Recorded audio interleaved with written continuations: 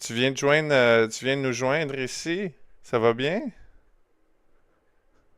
Ouais, ouais, ça va. À qui ai-je l'honneur? Loi divine. Loi divine. Ok, c'est toi qui as dit Saint-Paul accent, c'est ça? Ouais, Ah, c'est moi qui dis ça. Ouais. parfait. Comment ça va, Loi divine? Ça va et toi? Oui, ça va, ça va. Tu viens d'où? De Paris. Paris. C'est drôle, ça fait plusieurs lives que je fais, et puis toutes les personnes qui ont joint mon live viennent de Paris. Ah ouais, il y a beaucoup de francophones à Paris. Et puis, qu'est-ce qui t'amène aujourd'hui? Je sais pas, j'étais sur YouTube et puis je t'ai vu. Ben, c'est super ça. Laisse-moi juste demander dans le chat aux personnes, est-ce que on entend bien loi divine? Je sais pas pourquoi je l'écris, j'aurais juste pu le dire puis il m'aurait entendu. Est-ce que tout le monde entend bien loi divine? Oui, parfait, excellent. Donc, oui, donc aujourd'hui, c'est une journée ouverte. Les gens viennent, ils discutent de qu'est-ce qu'ils veulent, et puis moi, je dois les honorer pour parler de ça. Donc, c'est à toi le micro. C'est quoi que tu veux parler de aujourd'hui? Moi, il n'y a pas grand-chose dont je veux parler. C'était plutôt, voilà, je suis disponible. J'ai vu que tu as dit que tu t'intéressais aux différentes religions. Bah Moi, ouais. je suis représentant du judaïsme. Si tu as des questions Ah, sur le wow. judaïsme, je suis là. Sinon, je me retire. Non, c'est super. J'ai rien de spécial à dire, c'est ça que je veux dire. Est-ce que tu es pratiquant? Ouais. Oui, t'es juif pratiquant? Ashkenaz? Ouais, je connais. Ah, parfait. Ben, peut-être que tu vas reconnaître ces choses-là ici. Regarde. Est-ce que tu vois la vidéo?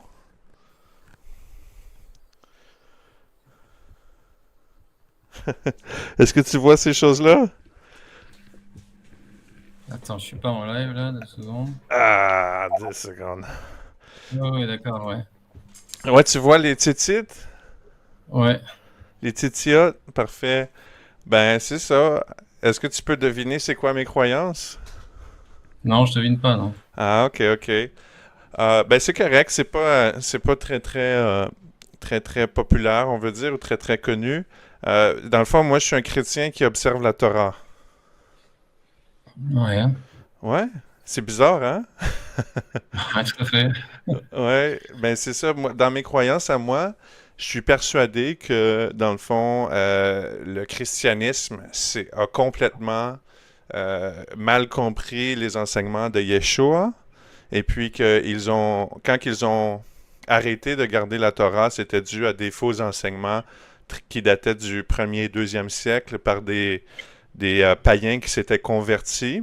Et puis que suite à la destruction de Jérusalem, dans l'an 70 après Jésus-Christ, qu'ils ont, dans le fond, mal interprété les textes, ou encore qu'ils ont interprété le Nouveau Testament sans les Juifs pour leur enseigner l'Ancien Testament. Tu me suis toujours? Ouais, ouais.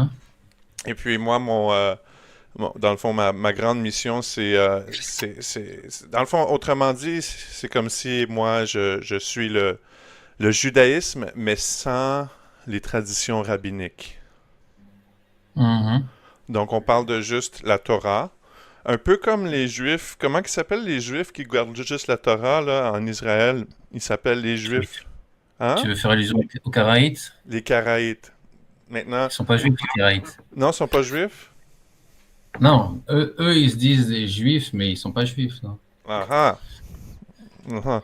Mais un peu comme les Karaïtes, j'imagine. Sauf que moi, je reconnais Yeshua comme étant le Messie.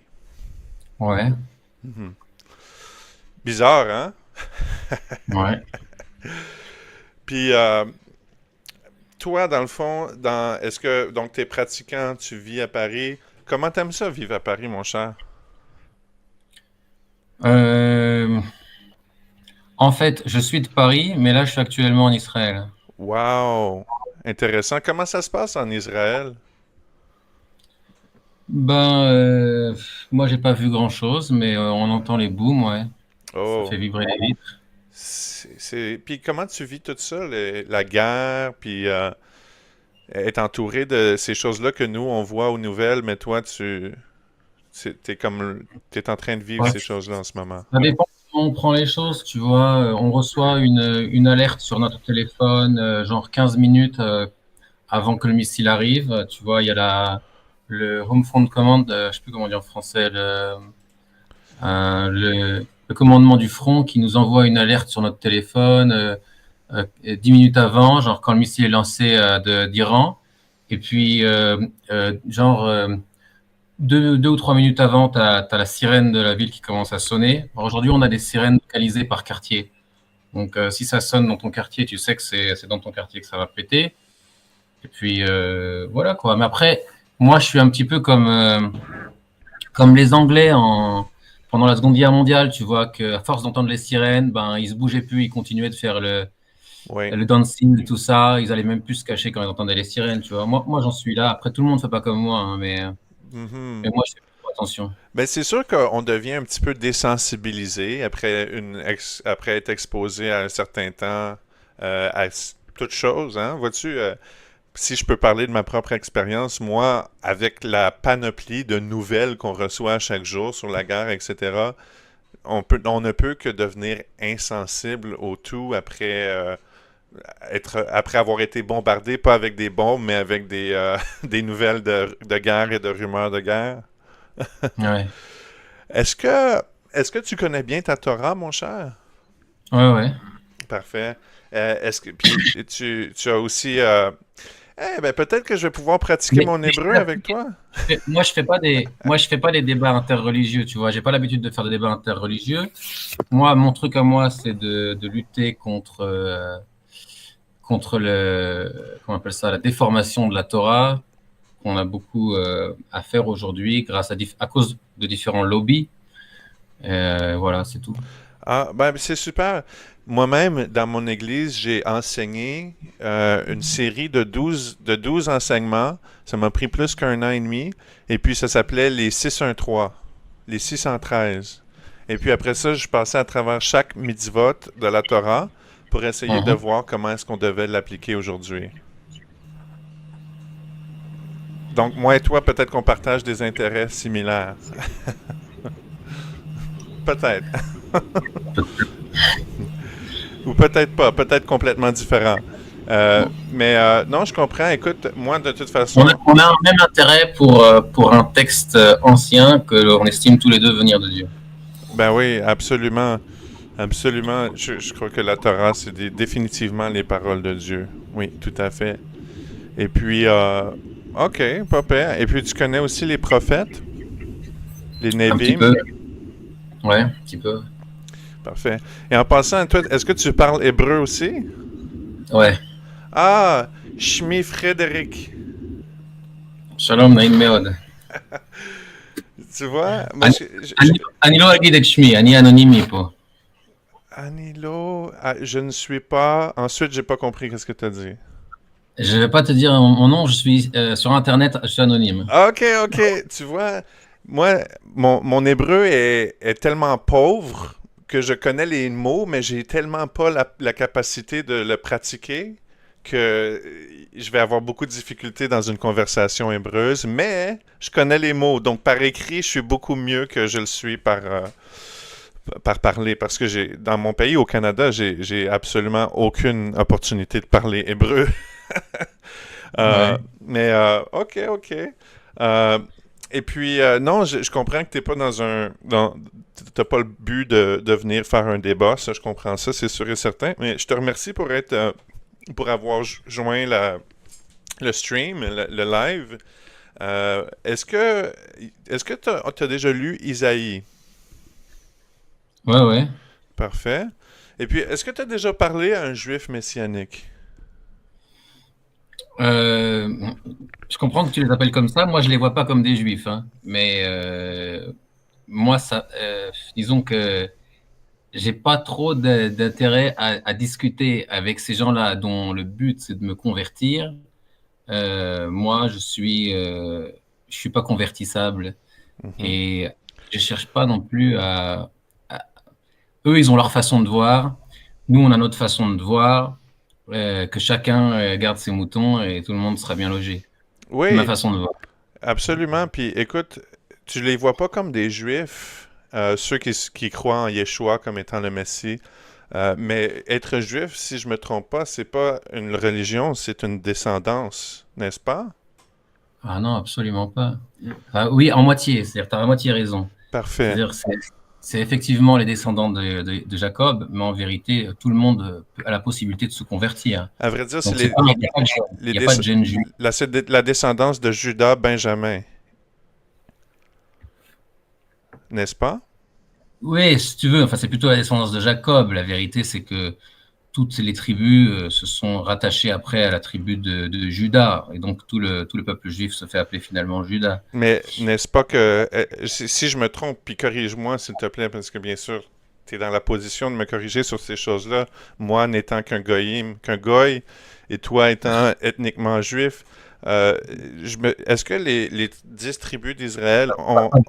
Pas de moquerie, s'il te plaît. Je sais pas. Écoute, je parle pas souvent aux juifs, aux ethniques, donc excuse-moi On va dire si... non, c'est pas la peine de dire goy. Ah, ok, ok. Ben, un non-juif pour tous ceux qui écoutent. Euh, Chrétien, je sais pas. ouais, ben, c'est parce que moi, je vois vraiment comme le judaïsme comme étant une religion et être juif comme étant une descendance. Je fais vraiment la distinction entre le judaïsme et être juif. Mais pourtant, tous les convertis sont juifs. Nous, on les considère comme des juifs à part entière, et pourtant, ils descendent pas de juifs. Euh, répète-moi ça, j'ai mal compris. Tous les convertis, on les considère comme des juifs à part entière, et pourtant, ils sont pas d'ascendance juive. Ok, je comprends qu'est-ce que tu veux dire. Donc, qu'est-ce que tu veux dire, c'est que un prosélyte, hein, c'est ça, un prosélyte, quelqu'un qui se convertit au judaïsme, euh, est considéré comme étant juif à part entière, c'est ça? Ouais. Peu importe si sa descendance est shémite. Son ascendance, ouais, peu importe son ascendance. Ouais. Ah, ok, ok. Ah, pas de problème. Et puis, moi, comment que j'interprète ça, c'est parce que je vois vraiment que Euh, dans le fond, si on regarde les 10 tribus d'Israël quand ils sont allés en exil en Assyrie, on peut voir qu'ils sont jamais revenus d'exil. Je suis bien d'accord qu'il y avait quand même un reste dans le fond, il y avait toujours les pauvres dans la terre. Hein. Il y a toujours eu les pauvres qui sont restés dans la terre. Donc, ceux qui sont partis en Israël, excuse-moi, ceux qui sont partis en exil en Syrie, en Assyrie, eux sont, tu sais, comme ils ont été assimilés dans- en tant qu'esclaves dans les nations. Mais par exemple, si on regarde, par exemple, il y avait les pauvres qui sont restés dans la terre et puis eux aussi probablement ont commencé à s'assimiler dans la terre de Judée, si je ne m'abuse. Je vois pas trop à quoi tu fais allusion. Je fais allusion à l'exil, à l'exil, pas babylonienne, mais l'exil assyrienne, des 10 tribus. Quoi, le deuxième exil? La première exil.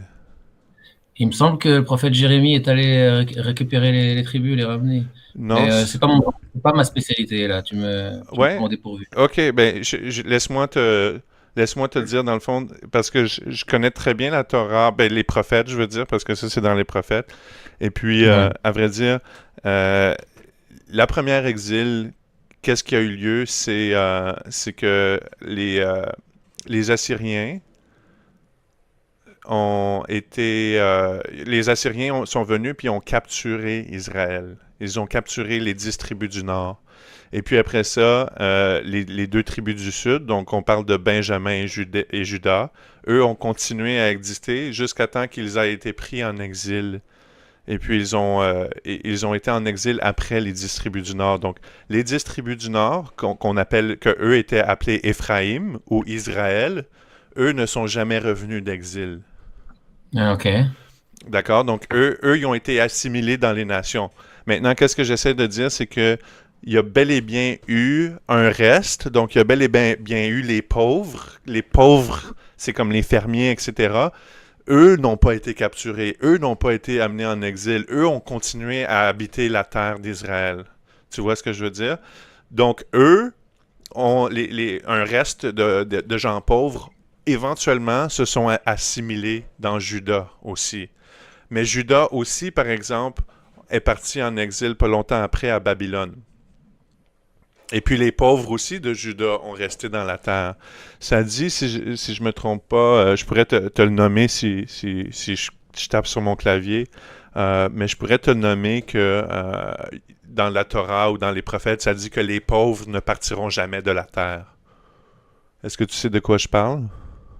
C'est peut-être tu fais allusion au mur qui a été construit avec l'argent des pauvres, peut-être.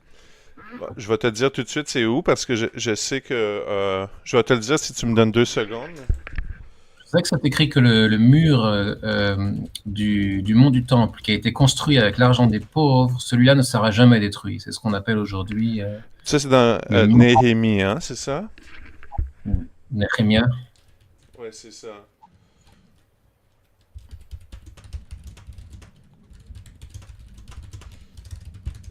Donc, ce n'est pas dans Néhémia, ce dont je fais allusion, mais à vrai dire, c'est dans Deutéronome 15, verset 11.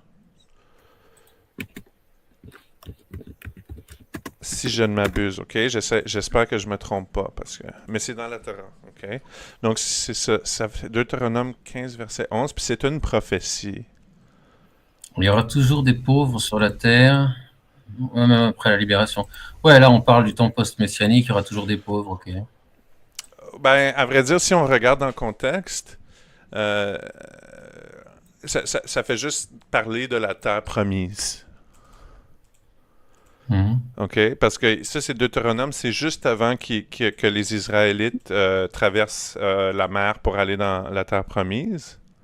Mhm. Et puis, c'est ça, ça dit qu'il va toujours y avoir des pauvres dans la terre promise. Autrement dit, parce que si on continue dans Deutéronome 28, 27 à 29, si je ne me trompe pas, c'est les bénédictions et les malédictions. Et puis dans les malédictions, il y a la condamnation que, ultimement, le prix ultime pour briser la Torah, c'est l'exil. D'accord? Mhm. Donc, il est en train de donner, dans le fond, une prophétie dans Deutéronome 15 pour leur donner l'information que les pauvres, eux, il va tout le temps y avoir des pauvres dans la terre. Et puis, c'est vraiment ce qu'on a vu historiquement parlant quand on a vu les exils. Donc, quand les Israélites les 10 tribus d'Israël au complet ont été capturés et ont été amenés en Assyrie, eux-mêmes, la majorité des Israélites ont été assimilés dans les nations, mais il y a eu un petit reste que eux ont continué d'habiter la terre promise. Et puis, c'est les plus pauvres, donc on parle des fermiers, etc. Des gens qui passeraient inaperçus des armées, si on veut dire. Tu comprends ce que je veux dire? Ouais. Je vois Ouais. pas où tu veux en venir avec ça. Je vois pas où tu veux en venir. À vrai dire, je veux pas en venir nulle part. On faisait juste parler pour parler. Ah, ok, ok, ok. Ouais, non, j'ai absolument aucune conclusion par rapport à ça, mais c'est intéressant de voir. Moi, je trouve ça complètement hallucinant de voir que 2000 ans plus tard, après la destruction du temple et après la dispersion des Juifs à Jérusalem, qu'on a encore un peuple israélite. C'est pas merveilleux, ça? Ouais, c'est merveilleux. Ouais. Ouais, ouais. Moi, je regardais notre Midrash, là, c'est marqué, ouais. Si on fait la volonté de Dieu, alors les pauvres se trouvent chez les autres peuples. Si on ne fait pas la volonté de Dieu, alors il y aura des pauvres parmi nous. Après, ça parle quand on est sur la terre, parce que quand on n'est pas sur la terre, a priori, c'est qu'on ne fait pas la volonté de Dieu. Parce que si on fait la volonté de Dieu, alors on est ramené sur notre terre. Oui, ben, ultimement, si tu veux demander mon avis, mon humble avis, juste d'un homme bien régulier avec rien de spécial, moi je crois que tout, tout comment dire, on peut bouillir le pot et puis la marmite, dans le fond de la marmite, une fois que toute l'eau va être évaporée, qu'est-ce qu'on va avoir? C'est les bénédictions de la Torah et les malédictions de la Torah. Donc, souvent, on se demande pourquoi est-ce que le monde va si mal, mais on regarde, et puis le monde au complet ne suit pas les lois du Dieu d'Abraham, d'Isaac et de Jacob. Et puis, je comprends que initialement, les malédictions les bénédictions. Initialement, c'est le peuple d'Israël qui est jugé avec ça. Tu comprends ce que je veux dire? Parce que la loi leur a été donnée à eux en premier. Mais, par Ouais. exemple, c'est bel et bien Israël qui est appelé à devenir une lumière pour les nations. Et puis, ça dit qu'à travers ta postérité, Abraham, toutes les nations seront bénies. Donc, le but des Juifs ou des Israélites, ça a toujours été d'être une lumière pour les nations. Et puis, malheureusement, ils Ça se n'ont jamais... produira après la venue du Messie, ça. Pardon? Ça se produira après la venue du Messie. À Oui, partir de. je suis d'accord avec toi. Par exemple, moi, puis je veux pas que tu penses que je suis en train d'essayer de te convertir, d'accord? Faut que tu te rappelles que moi, je crois dans le Nouveau Testament. Je crois dans le Brit Hadasha, OK? C'est ton droit. Et puis, dans le fond, moi, je crois que dans la première venue du Messie, il est venu accomplir Mashiach ben Joseph. Et puis, quand il va revenir, il va venir accomplir Mashiach ben David. Donc, c'est pour ça que vous voyez, ben, je sais pas si c'est ça ta position, mais je sais que la position rabbinique, c'est que Ouais. il y a deux Mashiach, non, excuse-moi. Oui, c'est ça. Il y a deux Mashiach. Il y a Mashiach ben Joseph, celui qui va souffrir, celui qui est prophétisé dans Isaïe 53 et dans Psaume 22. Et puis il y a Mashiach ben David, celui qui va venir régner pendant 1000 ans sur la terre.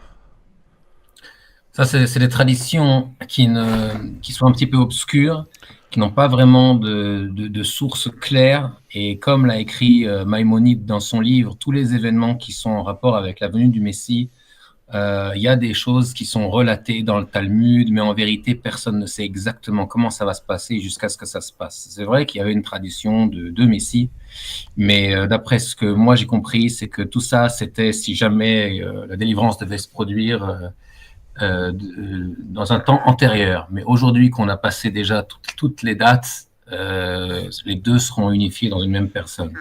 Et puis c'est intéressant que tu dises ça parce que c'est honnête de ta part de dire ça parce que si on regarde la prophétie dans Daniel, je sais pas si tu sais de quoi je parle, mais il y a une prophétie qui dit que Moshiach doit venir. Et puis si on regarde qu'est-ce que ça dit dans Daniel, je pourrais te le lire. Je le connais pas par cœur, mais ça dit qu'il doit venir avant la destruction du deuxième temple. Et puis, je pense que c'est pour ça que tu dis, dans le fond, je ne sais pas si c'est pour ça que tu disais ça, mais c'est pour ça qu'il y a beaucoup de Juifs qui disent que parce qu'on n'était pas à la hauteur, Moshiach n'est pas venu dans le passé. Et puis, il va juste venir quand on va être assez digne pour lui. Est-ce que c'est ça que tu dis? D'abord, je ne pense pas qu'il soit marqué une telle chose dans Daniel. Est-ce que tu veux que je Et, te montre vite fait? Puis c'est pas pour te convertir du tout, mais c'est juste pour te montrer de quoi est-ce que je parle.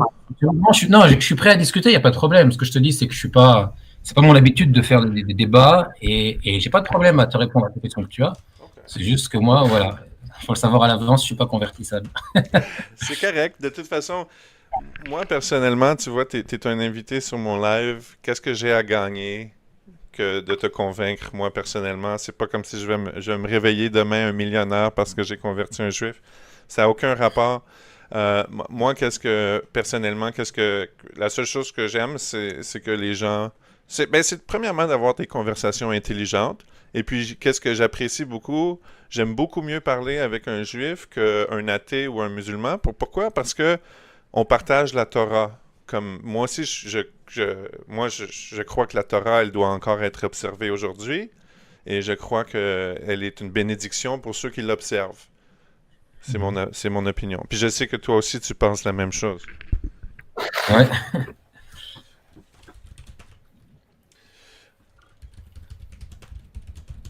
OK.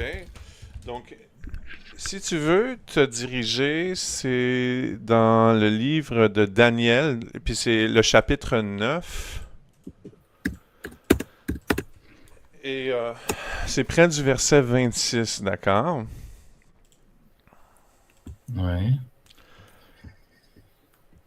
Et bon, donc, t'es-tu dans... Oui, mais Oui, on parle vas-y. ici de les temporalités qui sont mentionnées dans Daniel. C'est des temporalités extrêmement obscures. C'est pas des choses explicites. Donc, on peut pas en déduire quoi que ce soit. OK. Ben, je vais juste le lire pour les personnes qui peut-être... Parce qu'on a quand même 35 personnes qui nous écoutent en ce moment, et puis je doute qu'ils sachent tout de quoi est-ce qu'on parle.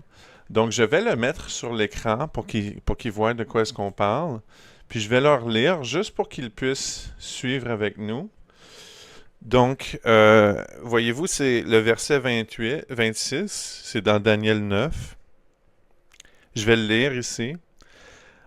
Et puis, c'est de là que moi, que moi, puis beaucoup de personnes qui étudient les prophéties, déterminent que le Messie aurait dû venir dans la période du deuxième temple. D'accord?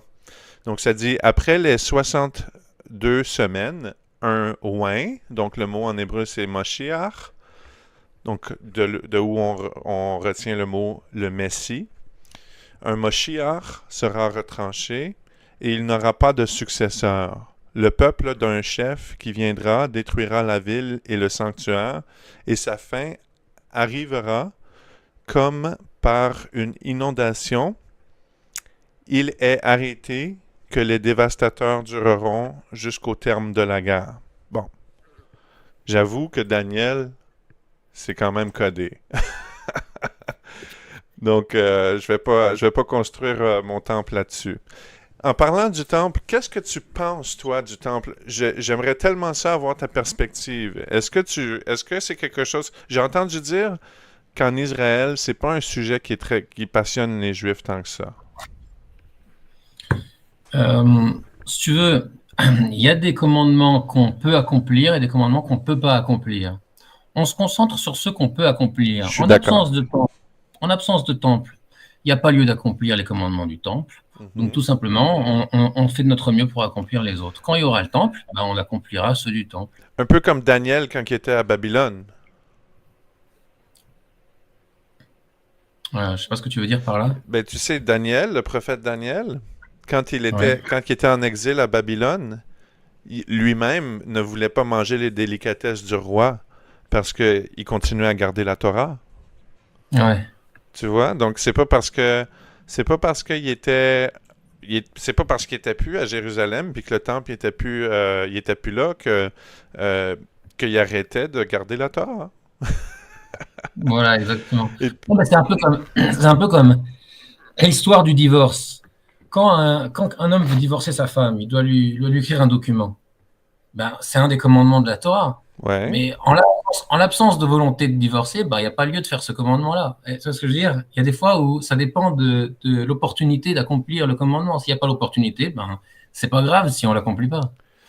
Oui, c'est ça. C'est un autre exemple. C'est si j'ai pas une voiture, j'ai pas besoin de connaître le code de la route. Exactement. Ouais. Est-ce que ça paraît que j'ai enseigné les 613? Mais tout ce que je veux dire, c'est ça. C'est dans le fond, la situation, c'est que ceux qui observent la Torah sont en exil en ce moment. Donc, en ce moment, le fait qu'il n'y ait pas un temple, ça fait en sorte qu'on n'observe pas les lois du temple. Il n'y a personne qui va aller faire un sacrifice dans sa cour arrière. N'est-ce pas? Oui, quand tu dis exil, euh, je vais te dire mon point de vue à moi et celui des grands d'Israël, c'est que même si on est aujourd'hui sur notre terre, on est encore en exil parce qu'on n'a pas un gouvernement qui est régi par les lois de la Torah. Amen. Je suis 100% d'accord avec toi, mon cher. On a 100% même un d'accord. gouvernement qui au contraire, essaye d'éloigner les Juifs de la Torah. Vois-tu, et moi je suis persuadé, puis corrige-moi si j'ai tort, d'accord? Puis qu'est-ce que je vais dire peut être controversé, d'accord? Donc ça peut choquer certaines personnes.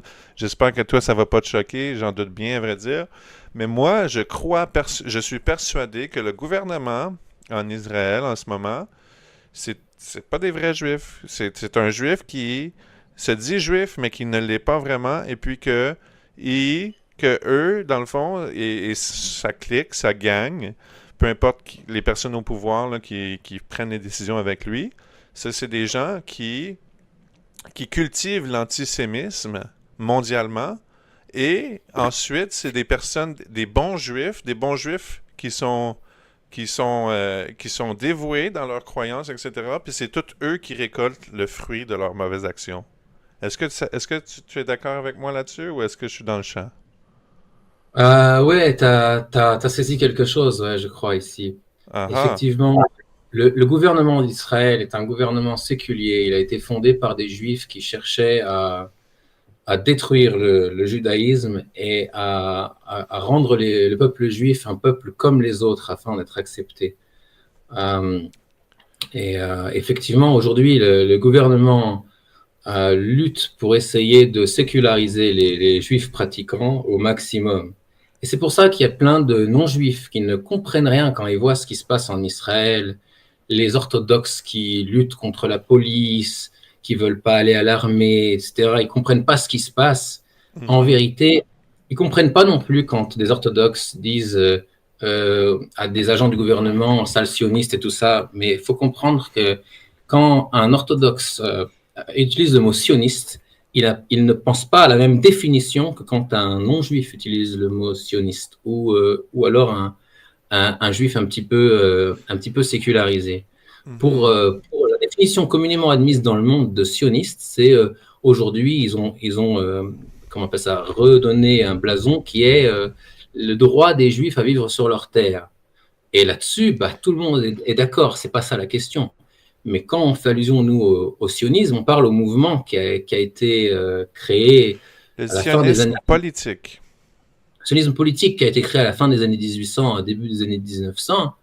Et ce sionisme-là, il a été d'abord, il a été mis au monde par les protestants. Hein. Et ce sont des juifs qui ont essayé de s'assimiler dans les différents pays où ils étaient, de devenir comme des non-juifs. Et après avoir vu que finalement, ils n'étaient pas acceptés par les non-juifs comme ça, ils ont dit, ben, il n'y a rien à faire, on ne peut pas devenir des bons non-juifs, on ne sera jamais accepté, donc il faut en fait détruire ce qu'ils appelaient eux le juif du ghetto. Et donc, ils ont commencé à entamer une lutte pour séculariser tous les juifs. Hmm. Hmm. Ça, Et c'est en des fait, choses qu'on parle pas beaucoup, hein? Les gens connaissent pas ces choses-là, hein? il y a des rabbins qui en parlent, mais c'est-à-dire que c'est pas les choses qui sont connues du monde, quoi. Oui.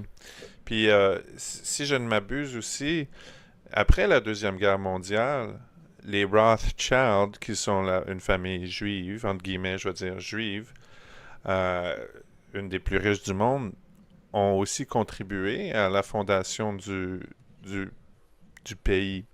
Et si on veut dire aussi, ça pourrait expliquer aussi, parce que moi, je pense pas que la création du pays en 1948, quelque chose comme ça, euh, avait les meilleurs intérêts des Juifs en tête. Parce que s'ils auraient eu le meilleur intérêt des Juifs en tête, ils n'auraient pas mis des lois comme celles qu'ils ont en ce moment en Israël pour donner, dans le fond, la plateforme du temple, le mont du temple aux musulmans. Là. Tu comprends ce que je veux dire? Qu'est-ce que ça fait? C'est que ça, par défaut, ça l'établit de la guerre et de la haine. Et tu vas mettre les deux pires ennemis dans la même ville, puis tu vas donner le lieu le plus saint aux juifs religieux à leur pire ennemi, et puis tu veux qu'ils coexistent puis qu'ils vivent ensemble. Peut-être qu'il y a un des deux partis qui va pouvoir accepter ça puis vivre en paix, mais on sait très bien que le Coran n'est pas pacifique.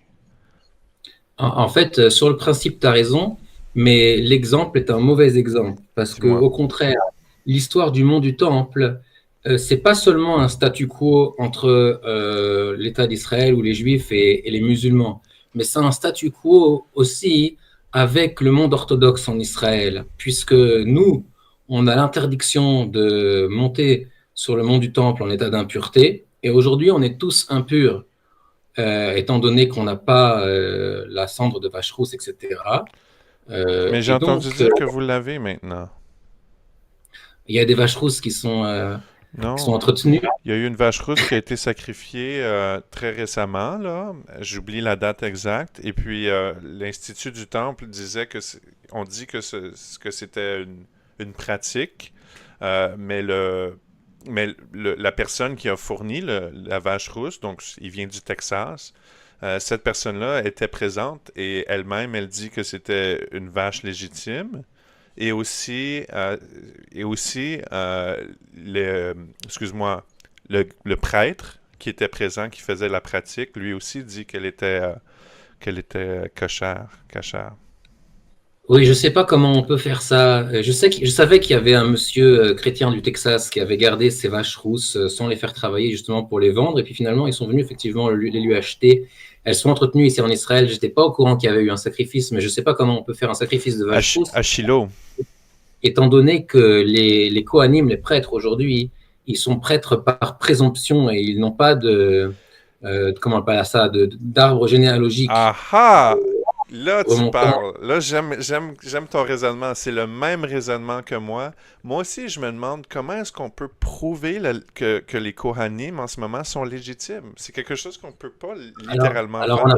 on n'a pas forcément besoin de le prouver, puisque en fait, il y a différents commandements. Et il y a certains commandements pour lesquels on a besoin de leur généalogie prouvée jusqu'à un Kohen qui a servi au temple. Et il y a certains autres commandements pour lesquels on n'a pas besoin de ça. Pour servir au temple, il faut une généalogie.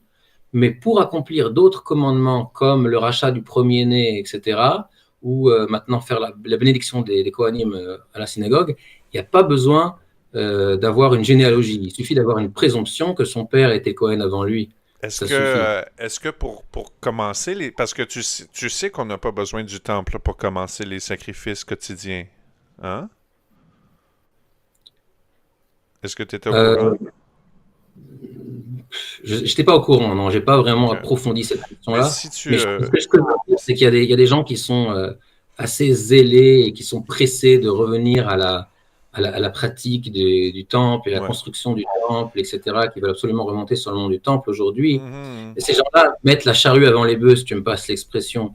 Parce que lorsque Dieu jugera qu'on est méritant, il nous mettra tout en place pour qu'on puisse faire ce service-là. Aujourd'hui, la raison pour laquelle on n'a pas le temple et qu'on ne peut pas faire ça, c'est parce qu'il y a beaucoup de... on s'est beaucoup éloigné de la Torah, on ne s'en rend pas forcément compte. Tout le monde, chacun croit que ses voies sont justes. Ah, Et, et on est tous un petit peu éloignés de la Torah à notre façon, et il un faut peu qu'on y beaucoup. revienne. Le jour où ça se produira, il y aura le dévoilement de Dieu et le service du temple qui reviendra. Écoute, moi-même, juste aujourd'hui, je me suis pris moi-même à manquer d'honnêteté. Tu vois qu'est-ce que je veux dire? Et puis, tu sais, on peut confesser qu'on garde la Torah, mais on la garde pas. Tu comprends qu'est-ce que je veux dire? Donc, moi comment je vois ça, c'est qu'on la garde. Ceux qui disent qu'ils gardent la Torah, c'est plus comme une proclamation que leur cœur désire garder la Torah. Mais peut-être qu'à un certain point, tu vas devenir très, très bon à garder la Torah, mais notre nature humaine fait en sorte qu'on n'est pas capable de garder la Torah parfaitement toute notre vie. À un certain point, un homme va tomber ici ou là. Oui, c'est marqué, En tzadik ba'aretz asher setov velo yecheta. Il n'y a pas de juste sur la terre qui va ne faire que le bien sans jamais fauter. Mais c'est pas un problème, parce que on peut se repentir de ne pas avoir fait les commandements comme il faut ou d'avoir transgressé. L'important, c'est d'essayer toujours de faire le maximum, tout ce qu'on peut, de se donner à fond. Ben, moi, je différerais sur ce point-là parce que quand on transgresse la loi, il doit, bien sûr, si Dieu ne fait que pardonner la transgression sans demander la justice, le pardon de Hachem devient ensuite une complicité.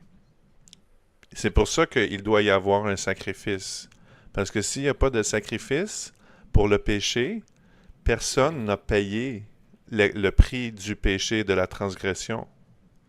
Et puis, c'est pour ça que la repentance en soi-même, oui, c'est bien.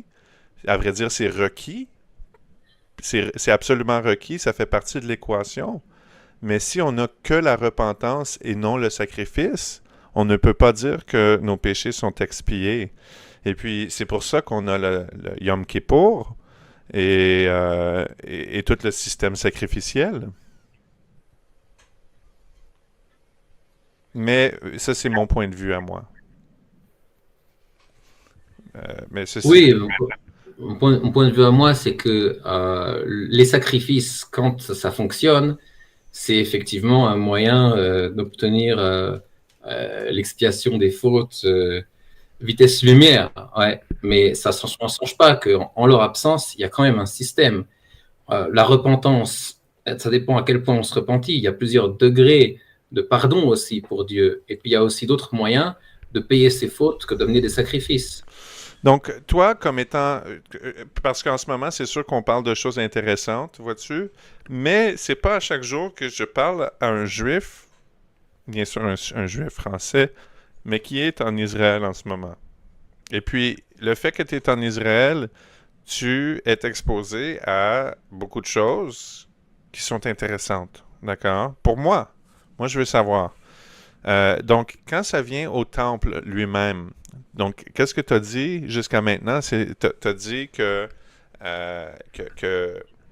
comme c'est là, on n'a pas besoin du temple, mais que quand le temple va exister, eh bien, on va l'utiliser. C'est ça? Ouais. Et puis, qu'est-ce que tu as aussi mentionné que les Kohanim, en ce moment, tu dis que pour le sacrifice de la vache rousse, ça marche pas. Je dis que ça m'étonne. J'ai pas approfondi le sujet. Euh, je ne peux pas me prononcer de façon drastique, mais je suis étonné. De toute façon, même si c'est faisable, c'est pas vraiment le problème. Je pense que ces gens-là, comme je te l'ai dit, ils mettent la charrue avant les bœufs Oui. et que on a d'autres chats à fouetter aujourd'hui. Et quand ce sera ça dont il faudra s'occuper, Dieu nous le fera savoir. D'accord. Ben, moi, j'observe les choses arriver et puis je vois que c'est définitivement dans les plans de l'Institut du Temple de recommencer les sacrifices. Est-ce que tu savais que dans le livre de Néhémie, que Néhémie avait recommencé les sacrifices au moins 20 ans avant la reconstruction du temple? Je pense que c'est même 70 ans avant la reconstruction du temple. Est-ce que tu Oui, es au courant? c'est intéressant ce que tu dis. Mais il faut savoir que Néhémie était un prophète, alors que l'Institut du Temple, il a été fondé et il est dirigé par ce qu'on appelle le courant juif d'Attiléoumi, c'est-à-dire juif pour l'État. C'est-à-dire c'est des gens qui à la fois servent Dieu et qui ont un deuxième Dieu qui s'appelle l'État, si tu me pardonnes l'expression. Euh, OK. Et donc, Donc, ils ont un point de vue qui est assez spécial. OK. Et puis, c'est quoi qui est spécial par rapport à leur point de vue? C'est des gens comme tu l'as compris, qui cherchent absolument, qui disent voilà, maintenant ça dépend de nous, il faut absolument qu'on reconstruise le temple nous-mêmes, qu'on n'attende pas que ça se passe, tout dépend de nous, il faut absolument remettre les choses en place, etc. Alors que on a beaucoup de divisions entre nous, on a beaucoup de problèmes à gérer par rapport à les institutions de la Torah qui se font pirater par toutes sortes de lobbies qui viennent pervertir la Torah, etc. Et donc, on a beaucoup de choses à régler qui sont plus importantes que ça. C'est Est-ce, pas vraiment le sujet du jour. ben, j'aimerais savoir ton avis sur quelque chose, vois-tu? Euh, dans l'institution du temple, parce que tu viens juste de parler de la perversion de la Torah, et puis c'est quelque chose d'intéressant. Je suis d'accord avec toi en passant. Dans l'institution du temple, est-ce que tu as observé les objets saints pour le temple qu'ils ont préparés? Non, j'ai pas observé, mais Ben moi, pourquoi? c'est parce que si on regarde, puis moi, excuse-moi, je lis beaucoup mes écritures en anglais, donc je vais avoir de la difficulté à trouver tous les mots exacts en français. Mhm. Mais dans le fond, la table du pain, est-ce que Ouais. la table du pain, elle est celle qui est exposée par l'Institut du Temple, ne suit pas les instructions dans Exode. Ne suis pas les Ouais, je sais instructions pas, dans la j'ai pas Torah. vu, j'ai pas vu ce qu'ils ont fait. D'accord, donc Mais la table du pain, dans je le fond, qu'est-ce qu'ils ont fait? C'est qu'ils ont fait pense des étagères par-dessus la table. Donc ça, en tant que tel, si ils utiliseraient cette table-là dans le temple, ce serait une transgression de la Torah parce que c'est tellement expliqué en abondance, en répétition, de faire tout exactement de la façon que ça a été demandé dans la Torah. Surtout pour la construction des objets saints. Oui, je ne sais pas comment ils l'ont fait, mais peu importe. Je veux dire, on n'en a pas besoin de créer de nouveaux ustensiles puisque les ustensiles du temple ont été cachés par les prêtres avant le Ah premier ah. exil, qu'ils seront ramenés par le Messie. Et donc, on n'a pas besoin d'en faire d'autres. Ah ah, là on parle de choses intéressantes. Donc là, est-ce que tu parles est-ce que tu parles du livre de Maccabée? Non, je parle pas, mais Tu- c'est intéressant. Mais si je ne m'abuse, dans le deuxième livre de Maccabée, est-ce que tu sais de quoi je parle? Non, je l'ai pas lu, non. Ah ah, mais ça c'est pas quelque chose que les chrétiens considèrent comme étant un livre canon. Ça veut dire qu'on le considère pas comme étant inspiré, mais on le considère comme une excellente source historique. OK? Et dans le deuxième livre de Maccabée, si je ne m'abuse, ça dit que Ezra, je crois que c'est Ezra, puis peut-être que je me trompe, OK? Donc, s'il vous plaît, pardonnez-moi si je me trompe, mais ça dit que Ezra est allé cacher l'Arche de l'Alliance en dessous du temple, dans un système de tunnels. Et le tabernacle de David. Ouais, c'est possible. Je sais pas, il y a plusieurs sources différentes qui divergent à ce sujet. Il y en a qui disent que c'est caché sur la terre, il y en a qui disent que ça a été caché dans les cieux. Je n'ai aucune idée d'où c'est caché tout ça. Et puis, laisse-moi te montrer quelque chose dans les prophètes qui est extrêmement intéressant. C'est dans Amos.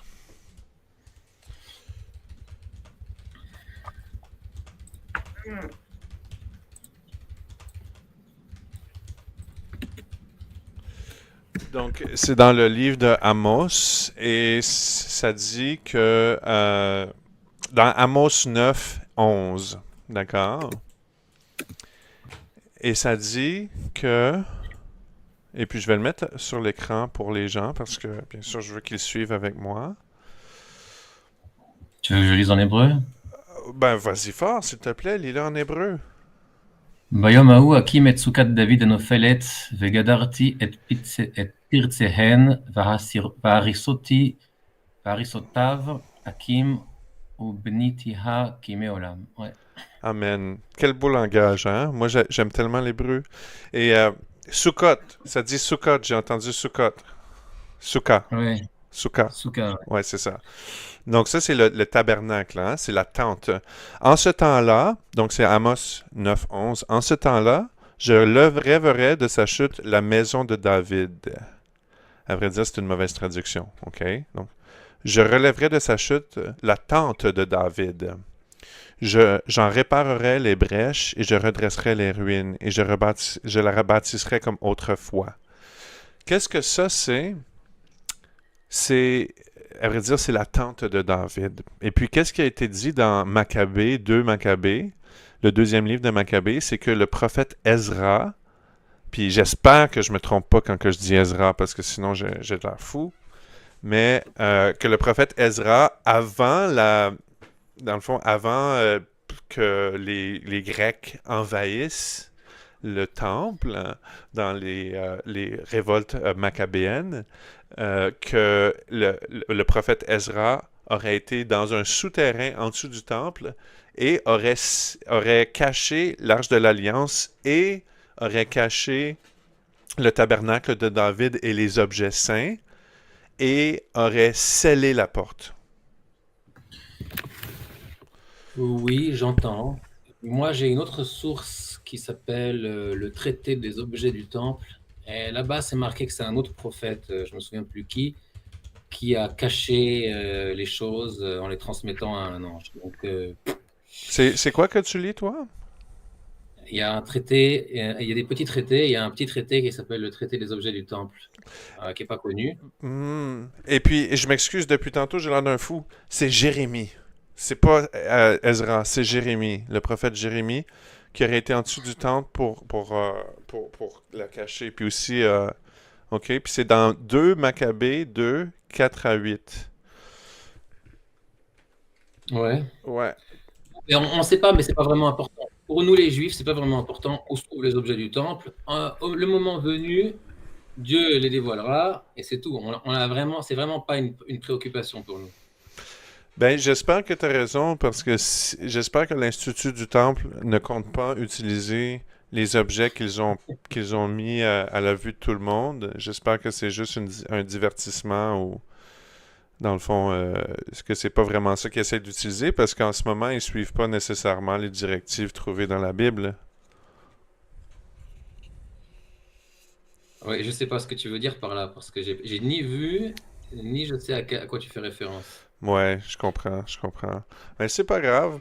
Mais puis toi, est-ce que en Israël, est-ce que c'est un sujet que les gens mentionnent beaucoup, le temple? Pas à l'Institut, puisqu'ils peuvent construire tous les objets qu'ils veulent si ça les amuse, ça dérange pas le monde orthodoxe. Mais ce qui dérange, c'est ceux qui... Il y a un groupe qui monte sur le mont du Temple régulièrement pour aller prier là-bas, qui Ouais. pensent que voilà, non, il faut reconquérir en allant le plus possible là-bas, etc. Uh-huh. Et ça, effectivement, ils font de temps en temps parler d'eux, etc. Et Uh-huh. c'est pas, ça va pas dans le sens des dirigeants spirituels du peuple juif. C'est un courant particulier. OK. Est-ce que toi, tu te considères orthodoxe? Absolument. Oui, OK. Excellent, excellent. Et puis, OK, OK. Ben et voilà, c'est très intéressant. Excellente conversation jusqu'à maintenant. Je sais que, écoute, j'aimerais tellement ça pouvoir savoir ton nom pour te remercier, t'adresser par nom, mais je sais, en ligne, on reste anonyme, surtout quand on vit, surtout quand on vit à Paris. Euh, Non, mais il faut que tu comprennes, c'est que moi, ma chaîne, c'est juste de la critique des tribunaux rabbiniques qui transgressent la Torah. T'as une chaîne YouTube? J'ai une chaîne YouTube et je critique aussi bien les tribunaux en Israël que les tribunaux rabbiniques en France. Donc, Est-ce pour que tu es moi, anonyme sur ta chaîne YouTube? je suis anonyme et c'est pourquoi je cherche à garder l'anonymité. Est-ce que si je vais sur ta chaîne YouTube, tu vas rester anonyme ou pas? Tu peux aller sur ma chaîne YouTube C'est quoi ta et tu chaîne verras. YouTube? C'est le même nom que j'ai là. OK. Donc, c'est Loi divine, c'est ça? Voilà. Loi divine. Excuse-moi, c'est juste parce que je suis curieux, hein? Bon, je le mets sur l'écran, je suis désolé. Mais si tu es anonyme là, sur ta chaîne, donc je vais pas briser je vais pas dévoiler ton identité si je me... Non, je suis anonyme sur ma chaîne, il n'y a pas de problème. Bon, ben écoutez tout le monde, je vous encourage à joindre sa chaîne, comme moi je viens de le faire, et d'écouter qu'est-ce qu'il y a à dire, parce que jusqu'à maintenant, on a eu des très belles conversations. Puis, et puis, parle-moi un peu de ta chaîne. Dis-moi, c'est quoi? Tu parles des tribunaux juifs. Tu critiques les tribunaux juifs, c'est ça? Moi, mon domaine, c'est les relations conjugales. Donc, il y a deux choses. Ce qui concerne les lois du mariage et les lois du divorce. Et toutes les fois qu'il y a des rabbins qui commencent à parler et dire des bêtises parce qu'ils ont baigné dans la marmite de potions féministes depuis qu'ils étaient petits et qu'ils mettent de côté des choses qu'ils connaissent, qu'ils ont étudiées dans la Torah, alors j'arrive et je remets les pendules à l'heure. C'est mon job. OK. Et puis, est-ce que toi, tu te bases sur la Torah pour interpréter les Ah lois oui, du divorce? je me base sur la Torah écrite et la Torah orale, sur nos sources. OK. Et puis, la Torah orale, quand tu dis la Torah orale, est-ce que tu parles du Talmud? Absolument. OK. Et puis, les instructions orales, est-ce qu'elles sont au même niveau ou que la Torah de Moshe ou est-ce qu'elle est plus bas ou plus haut? Alors, il y a beaucoup de choses dans la Torah orale. Mhm. Mais la première chose, c'est d'abord c'est l'explication de ce que Moshe a voulu dire. Parce qu'il y a plein de choses qui sont écrites dans la Torah qui ne sont pas explicites ou dont les détails ne sont pas précisés. Et donc, on a besoin de savoir, mais qu'est-ce qu'il a voulu dire? Je te donne un exemple. C'est marqué, il ne faudra pas laisser vivre ou il faudra mettre fin à la vie d'une sorcière. Alors maintenant, si c'est un homme qui est sorcier, est-ce que on le décapite ou pas? Ah oui, On va le pas le mot est décapiter. féminin? Le mot est féminin, donc est-ce qu'on le décapite un sorcier ou pas? Oui. C'est une question. Oui, mais comment le savoir? Le verset ne dit qu'une sorcière. Donc si on s'appuie uniquement sur ce qui est marqué, on ne peut pas vraiment savoir quelle était l'intention de l'auteur. On a besoin de l'explication qui va avec le livre pour pouvoir le comprendre. Donc ça, c'est la première chose. C'est, à part les choses qui sont explicites dans la Torah, on a besoin d'une explication pour certaines choses qui ne sont pas claires. Est-ce que tu as un Et autre la exemple? Parce que moi, je trouve que... Puis encore une fois, je veux pas du tout J'ai sonner plusieurs arrogant, exemples. mais... Dans le même domaine, oui, vas-y. dans le même domaine qui est la question de est-ce que maintenant la Torah, quand elle s'exprime au langage masculin ou au langage féminin, c'est spécifiquement masculin, spécifiquement féminin, hein, ou ça englobe les deux sexes? Et les autres exemples sont par exemple, tu te choisiras un roi, et est-ce que c'est spécifiquement un homme ou ça peut être aussi une femme? On ne sait pas. Historiquement parlant, ça n'a été que des hommes. Ouais. Est-ce que le mot pour Meler, c'est quoi Meler au féminin pour roi? Malka, tu vois, Malka. dans le livre, dans le livre des rois, quand on parle de la reine de Saba qui est venue voir Salomon, Oui, c'est marqué là-bas la reine Malka Tchouo. Malka. Et puis, donc, et puis le mot est au masculin dans la Torah, c'est ça? Le mot de masculin. Alors, nous, notre Torah orale nous dit, oui, un roi spécifiquement masculin. Et par contre, pour ce qui est de la sorcière, là, c'est pas spécifique. Simplement, on te parle de ce qui est l'habitude du monde. C'est que les femmes sont plus penchées vers la sorcellerie que les hommes. Mais en vérité, n'importe quel sorcier ou sorcière, il faut mettre fin à sa vie. Mais pour ce qui est du roi, ici, c'est spécifique. Pour ce qui est de, par exemple, l'ammonie et l'ammonite, excuse-moi, l'ammonie ne rentrera pas dans l'assemblée de Dieu. Ici, il s'agit spécifiquement l'homme ammoni du peuple de Ammon et pas la femme. Et toutes ces choses-là, Est-ce que c'est à pour chaque ça fois, que Ruth est devenue l'arrière-grand-mère de Daoud? Daoud?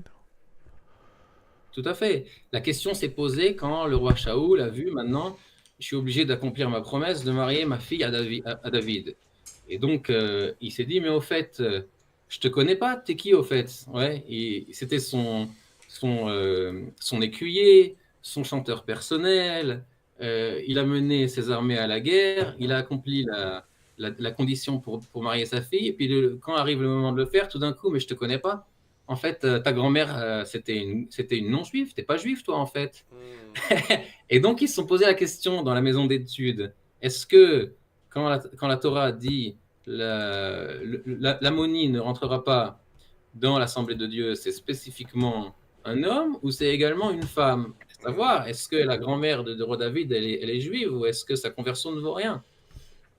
Et donc ici, il y a quelqu'un qui est venu avec une transmission qu'il a reçue de la maison d'études du prophète Samuel, où là-bas c'était dit qu'effectivement, c'est spécifiquement l'homme ammoni et pas la femme. Et donc, dans tous les cas, et plein d'autres choses, mais c'est un domaine, c'est un exemple. Donc, quand la Torah s'exprime au masculin ou au féminin, on ne sait pas si c'est spécifique ou si c'est général. Et dans toutes Et bon, tes études du Talmud, est-ce que tu as trouvé un exemple dans toutes, parce qu'il y en a beaucoup, beaucoup des textes talmudiques, est-ce que tu as trouvé un seul exemple là où un des sages s'est trompé dans son raisonnement? euh, Selon toi, en toute honnêteté. c'est pas comme ça qu'on voit les choses. Nous, ce qu'on voit les choses, c'est qu'il y a plusieurs façons de voir le monde. Et en fonction de la façon dont la réalité va se développer, c'est un avis qui prendra le pas sur un autre. Oui. Et donc, il y a différents avis, ils sont tous vrais, mais quand il s'agit de rentrer dans la pratique, maintenant, il faut choisir quel est l'avis qui est le plus adapté à la réalité. Oui, ben, vois-tu, qu'est-ce que je trouve intéressant parce que justement, toi, c'est tellement intéressant que toi, tu te spécialises en divorce juif, basé sur la Torah et sur la Talmud. Euh, et est-ce que tu es un avocat ou quelque chose? Non, je préfère pas rentrer dans mon histoire personnelle, mais c'est vrai que moi, j'ai eu affaire à ces faux tribunaux personnellement, donc c'est pour ça que je me suis lancé là-dedans. Et puis, est-ce qu'il y a des tribunaux qui opèrent avec ces lois-là?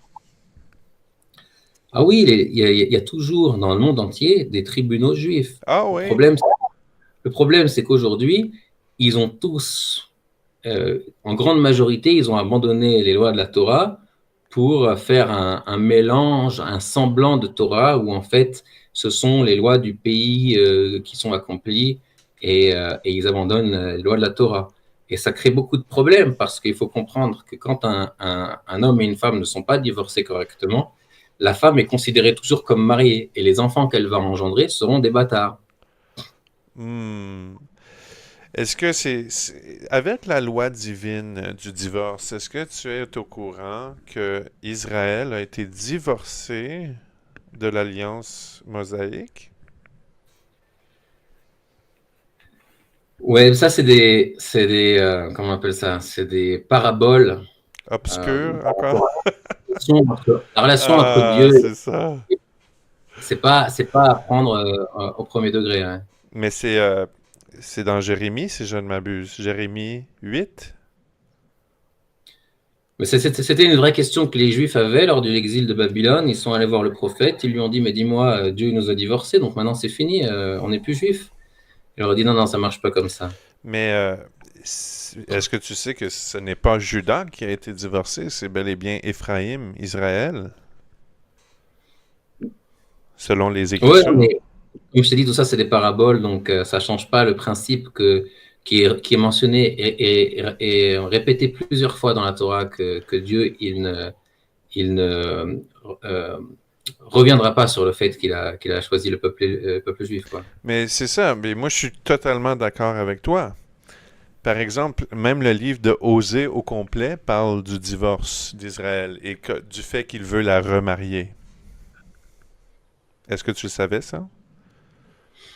Mais je te crois, j'ai pas approfondi le prophète Oshéa, Mhm. mais on a beaucoup à apprendre rien qu'avec la Torah de Moïse et Oui. le Talmud pour comprendre. Hmm. Donc on n'étudie pas trop les prophètes. Je les ai lus, mais Ben vois-tu, moi étant croyant dans la Torah, le Nevi'im, la Tanakh et le Brit Hadasha, j'ai beaucoup plus de temps pour étudier les prophètes parce que je ne lis pas les textes talmudiques. Donc, ça me libère beaucoup parce qu'il y a beaucoup, beaucoup de textes talmudiques. Ceci dit, ça me laisse beaucoup la chance d'étudier les prophètes, etc. Et qu'est-ce qui est intéressant dans les prophètes, puis c'est très intéressant, c'est que Israël a été divorcé. Donc, on ne parle pas de Juda, OK? On parle vraiment des 10 tribus du Nord, Éphraïm. OK? mhm. Éphraïm a été exilé à cause de leur divorce. C'était le résultat du divorce de Dieu. Maintenant, je comprends que tu dis oui, mais c'est pas vrai parce que euh, c'est prophétisé que Hachem va remarier Israël. Et puis c'est vrai, à travers les prophètes, ça dit qu'il va remarier Israël, ça le dit explicitement. Je pourrais te sortir les textes. Euh, mais selon la loi que tu viens de me dire, tu viens juste de me dire que...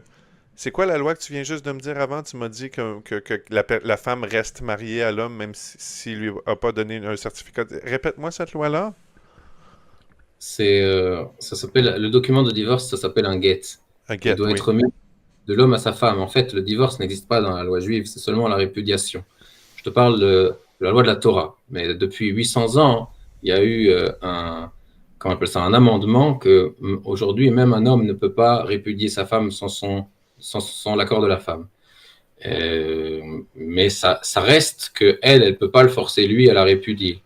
Et donc, si jamais le document n'est pas remis avec la volonté pleine et entière du mari sans aucune contrainte, et ben ce document ne vaut rien. la femme est encore mariée à son mari, et si elle va soi-disant se remarier et faire des enfants, ce seront des bâtards. Oui, c'est ça, parce que le divorce n'a pas été authentifié. C'est-à-dire que nous, on croit à la spiritualité des choses, oui. C'est-à-dire que c'est pas parce que maintenant il y a... en fait, le principe que j'essaie aussi d'inculquer à mon peuple, oui, c'est que c'est pas les juges rabbiniques qui décident si le divorce il est bon ou pas. C'est la volonté du mari. Les juges rabbiniques, leur rôle, c'est de vérifier que la volonté du mari n'a pas été contrainte, s'ils font bien leur boulot. Mais aujourd'hui, étant donné que c'est le cadet de leurs soucis, eh ben, ça sert à rien, presque d'avoir des juges rabbiniques, si c'est pour ça. Et puis, dis-moi, est-ce que si le mari meurt, est-ce que ça libère la femme de la loi du mariage? Ah, tout à fait, oui, elle peut se remarier après la mort du mari aussi. Et puis, elle ne va pas être une adultéresse. Non, non, non, absolument pas. Parfait. Ben vois-tu, et puis ça, encore une fois, je sais que tu es juif non convertissable, mais je veux juste te partager un point, dans le fond, quelque chose de très, que moi je trouve extrêmement intéressant. D'accord? Maintenant, tu sais que de mon point de vue, Moshiach, donc Yeshua, est, selon mes croyances, est Hachem qui est venu à travers Myriam, la Vierge, et puis qui est venu en tant qu'homme sur la terre, d'accord? Donc, moi, je crois dans un Moshiach divin, d'accord? Et dans les Écritures, comme je t'ai dit, dans les prophètes, ça prophétise que Hachem, Adonai, va divorcer Israël. Et puis, selon sa propre loi, selon la Torah, tu le sais très bien parce que tu connais ces lois-là, quand un homme répudie sa femme et puis que sa femme va avec d'autres hommes, elle ne peut pas revenir parce que ce serait une abomination. D'accord? Donc l'homme ne peut pas la reprendre. Tu es d'accord avec moi? Euh, Pas sur la dernière chose que j'ai dit, que la Torah dit ça. si elle est allée avec un autre homme entre-temps, si elle s'est mariée avec un autre homme, ouais. Oui, c'est ça. Donc, c'est ça que la Torah dit. Hein? C'est dans Deutéronome. En tout cas, ceci dit, qu'est-ce qui est intéressant, c'est que dans mes croyances, c'est ça, donc, si Israël aurait été divorcé par Hachem, selon sa propre loi, parce qu'elle s'est mariée à Baal et à Ashtara et aux idoles, toutes les autres idoles, donc spirituellement, elle s'est prostituée et puis elle est allée après d'autres dieux. Donc lui, il a divorcé à cause de son idolâtrie, à cause de son adultère. C'est ça qui est écrit dans Jérémie. Ça dit, à cause de ton adultère, que tu es allé après d'autres hommes, je t'ai donné un certificat de divorce. Et puis Judas, la perfide, a elle aussi fait aussi d'abominations avec des amants et elle n'a pas corrigé ses voies. D'accord? C'est ça que le texte dit. Donc, qu'est-ce qui est intéressant, c'est que Israël a été répudié. Elle a reçu un certificat de divorce, d'accord? C'est ce que le texte dit dans Jérémie. Puis, si tu veux, ça me ferait plaisir de le lire. Moi, selon mes croyances, qu'est-ce qui est intéressant, c'est que Hachem, Adonai, ne peut pas remarier Israël. Donc, à cause de ça, on a un problème parce que Hachem ne va pas briser sa propre loi. Mais qu'est-ce qui est intéressant, c'est que avec Yeshua, l'homme divin, quand il est venu sur la terre, il est venu et il a donné sa propre vie en sacrifice. Hein? C'est ça qu'il dit lui-même. Qu'est-ce qui est intéressant, c'est que les gens aiment dire « Ah, les Juifs ont crucifié Jésus, ils ont tué Jésus. » Mais non, il l'a dit lui-même dans le Brit Hadashah, il dit « Personne ne prend ma vie, c'est moi-même qui la donne. » D'accord? Donc, les Romains, oui, ont crucifié le Messie à la demande du sang édrin, mais par exemple, c'est pas eux c'est Jésus, c'est Yeshua qui a donné sa propre vie volontairement. Et puis, qu'est-ce qui est intéressant, c'est que en mourant sur la croix, il aurait libéré. Si c'est vraiment Adonai, si c'est vraiment Hachem sur la croix qui a donné sa vie, il serait mort et puis il aurait libéré Israël de la loi qui la rendait une adultéresse. Et puis suite à ça, en étant ressuscité, en revenant à la vie 3 jours, 3 nuits plus tard, il serait maintenant un nouvel homme prêt à remarier Israël. D'accord? Puis qu'est-ce qui est intéressant? C'est que dans notre livre à nous, dans la Brit Hadasha, puis je veux juste avoir ton point de vue là-dessus, d'accord? Maintenant, je suis vraiment pas en train d'essayer de t'évangéliser, d'accord? Je suis juste vraiment curieux. Je veux savoir qu'est-ce que toi tu en penses de ça, d'accord? Donc, est-ce que tu vois mon écran? Je le vois avec du retard. Je t'entends avant. OK, parfait. Donc, ici, c'est Shaoul. Shaoul, c'est un pharisien, d'accord, qui s'est converti après la mort et la résurrection de Yeshua. Et puis lui, il était un étudiant au pied de Gamaliel. Est-ce que tu sais c'est qui Gamaliel? Rabban Gamliel, tu veux dire? Oui, dans le 1er siècle. Là. Tu sais c'est qui Gamaliel? Rabban Gamliel, oui, c'était le prince d'Israël. Ouais. Je sais pas si on parle du même, mais il était très, très, très... Oui, mais c'était un nom très commun, donc je sais pas quel Gamliel c'était. Ah, ok, pas de problème. Mais je m'éloigne du sujet, donc. Ici, qu'est-ce qui est intéressant, c'est que Shaoul écrit ça ici, ok? Donc, il dit, ignorez-vous, frères, car je parle à des gens qui connaissent la Torah, la loi, ok? Que la loi exerce son pouvoir sur l'homme aussi longtemps qu'il vit.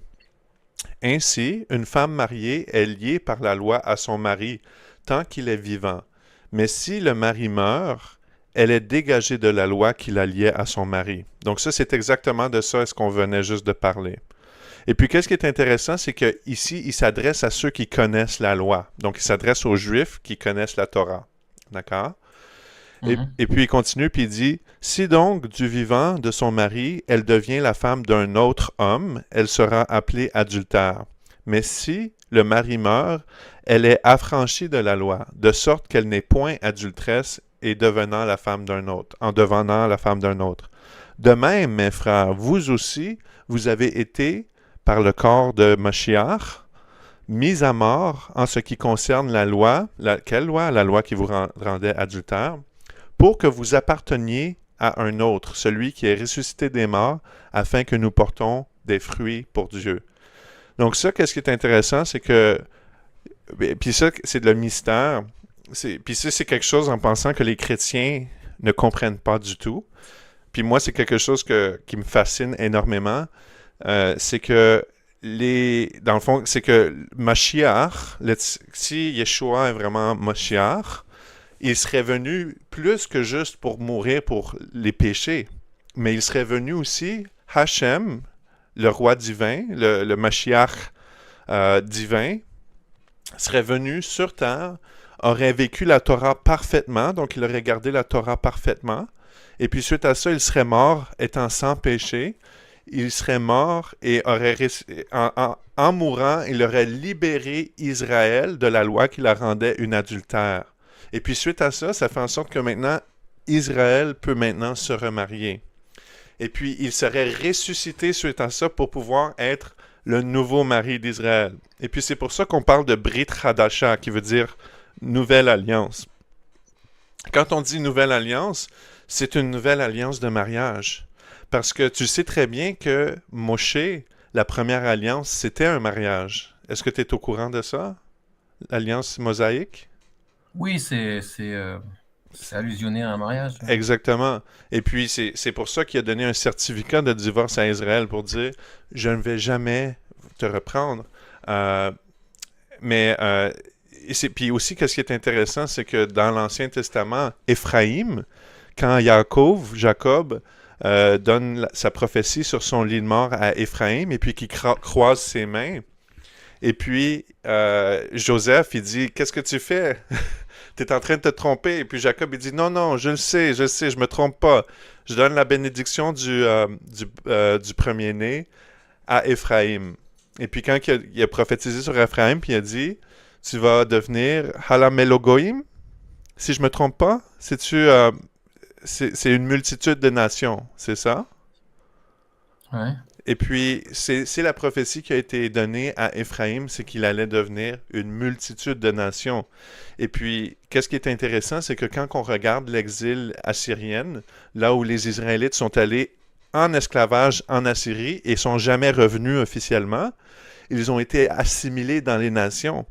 Et puis, c'est pour ça qu'aujourd'hui, toi-même, tu reconnais que, ben, en tout cas, c'est pour ça qu'aujourd'hui, on n'est pas capable de retracer les autres tribus autres que Judas ou Benjamin ou Lévi.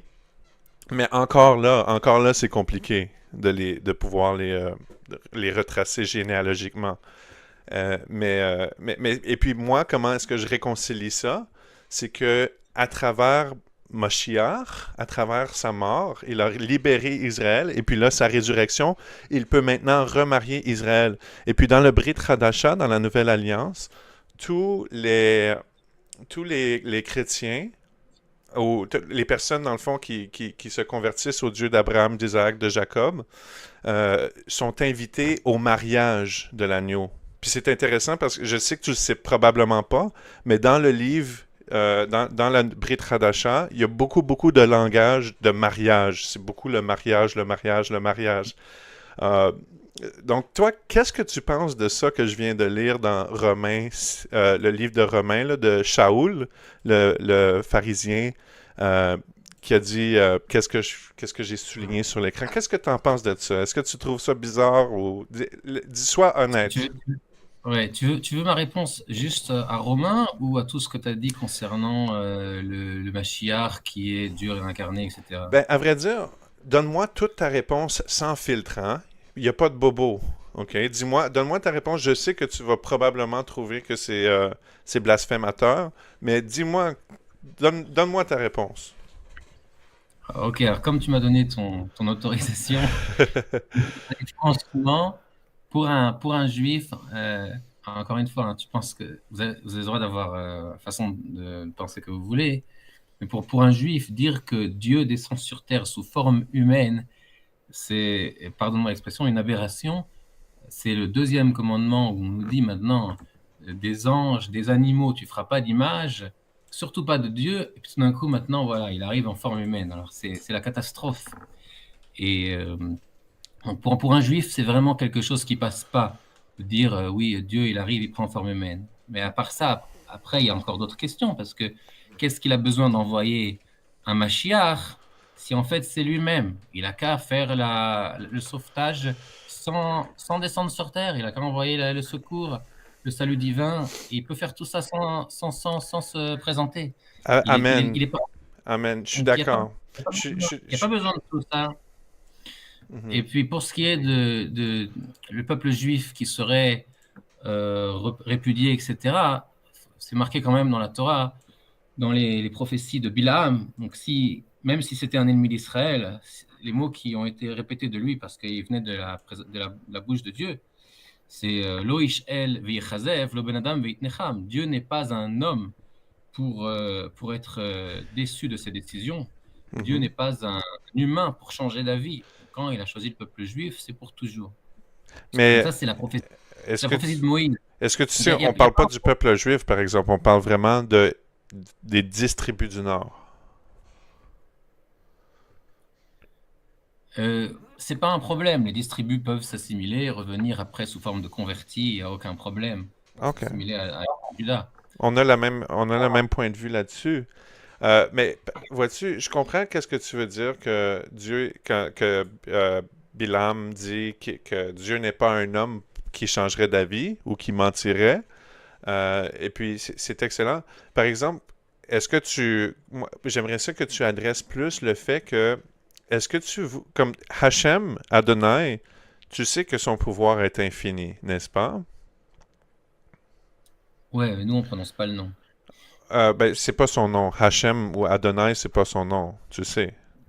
Non, Hachem, c'est pas le nom, mais l'autre, c'est un nom. Adonai, Il dit ça veut son. juste dire mon Seigneur. Ça ne veut pas dire, c'est pas un nom, Adonai. Son vrai nom, tu sais c'est quoi? Moi, je vais pas le dire par respect pour toi, donc je veux pas, mais tu sais que tu sais que Il a 10 noms officiels. Ben, Adonai, ça veut juste dire mon Seigneur. Tu sais très bien, n'est-ce pas? Ça dépend comment il est ponctué. Je comprends ce que tu veux dire. Mais par exemple, Adonai, c'est un titre. Je comprends que le titre est attribué comme pour remplacer son nom. Mais son vrai nom, c'est Yod-Heh Vav-Heh. C'est pas son seul nom. OK. Mais tu sais que Adonai est utilisé pour autre personne que juste Hachem dans C'est pas les ponctué Écritures. de la même façon. OK. Mais tu sais que les ponctuations sont apparues 800 ans après Jésus-Christ. Non, elles ont toujours existé, mais elles n'étaient jamais écrites dans le texte. Elles sont toujours pas écrites dans le texte. Ben, c'est ça, les ponctuations, donc les Nikuds, ça c'est apparu 800 ans après Jésus-Christ. Tous les textes hébraïques avant ne comportaient pas de ponctuation. Non, mais aujourd'hui non plus, il n'y a pas de ponctuation dans la Torah. Ça n'a pas changé.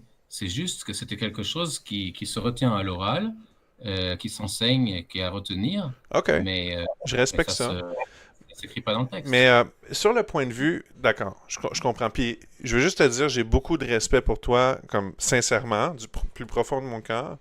Le fait que tu es capable d'avoir une conversation avec moi comme ça, c'est admirable.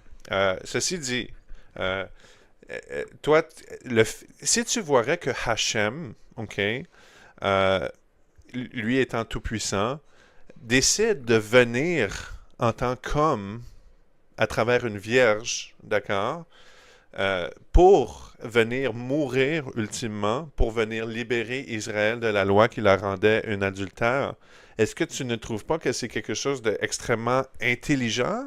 Un plan qui prend tout le monde par surprise, si tu veux?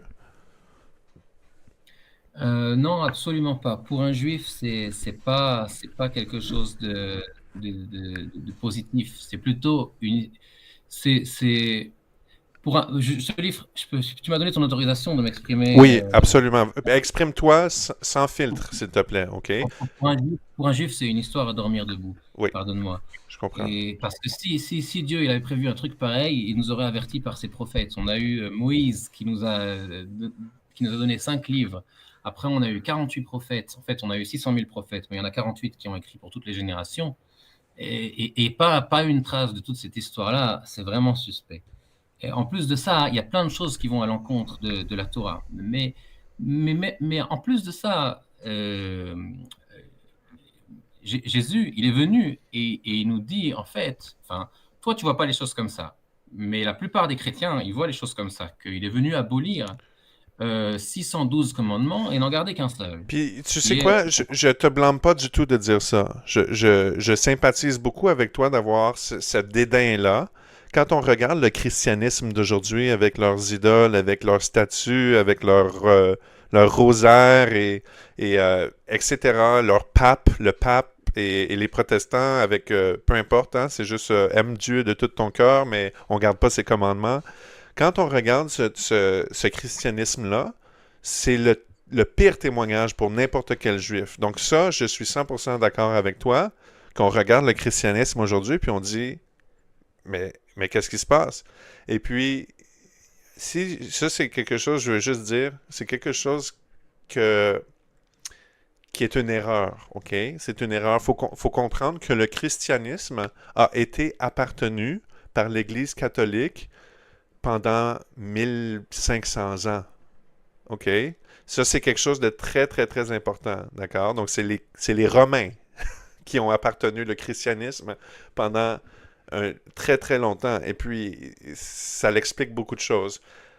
Mais, par exemple, il y a juste quelque chose que tu as dit que je voudrais avoir ton point de vue là-dessus. Tu peux-tu aller dans Yashiyahu, Yashia 9, verset 6?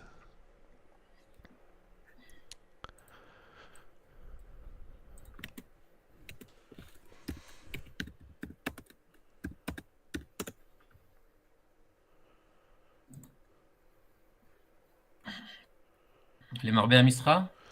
Excuse-moi. Est-ce que tu veux le lire en hébreu pour nous, s'il te plaît? Ouais. Essaie de le Les mar- lire tranquillement, s'il te plaît, juste pour que je puisse comprendre, si ça te dérange pas. ok. Les marbé hamisra ou les shalom en ketz al kisei David ve'al mamlachto le'achin ota ou les sarada b'mishpat ou b'tzdaka me'ata ve'ad olam kinat Hashem tzvakot ta'asezot. C'est quoi? Est-ce que tu as la traduction en français? Moi, je l'ai pas là. Puis c'est quoi? Ok. Est-ce que je peux le lire, moi, en français? Bah, vas-y, ouais. Ok. C'est, ok, c'est ça ici. C'est, car un enfant nous est né. Et puis ça, c'est Isaïe, hein? On parle de 600 ans avant Ah, Jésus-Christ. c'est pas le même, c'est pas le même verset. Non. Il y a des fois où ça change entre. C'est peut-être le verset 5, toi, hein? Me semblait aussi que tu le lisais, puis j'étais comme, ça sonne pas comme le même verset. euh, Regarde, c'est... oui, c'est ça, c'est le verset d'avant. Ok, c'est ça. Lis le verset 5, s'il te plaît. Ki yeled yulad lanu ben nitan lanu vatehi amisra al shichmo vaikra shmo pele yoretz el gibor avi ad sar shalom. El Gibor, hein? Donc, ici, je vais le lire en français. Car un enfant nous est né, un fils nous est donné, et la domination reposera sur ses épaules. On l'appellera admirable, conseiller, Dieu puissant, Père éternel, Prince de la paix. Donc, quand on lit une prophétie comme ça, on ne peut pas dire que la notion d'un Moshiach qui serait Elohim est- n'est pas dans les prophètes. 2 secondes, je regarde juste ce que ça veut dire. Oui, vas-y.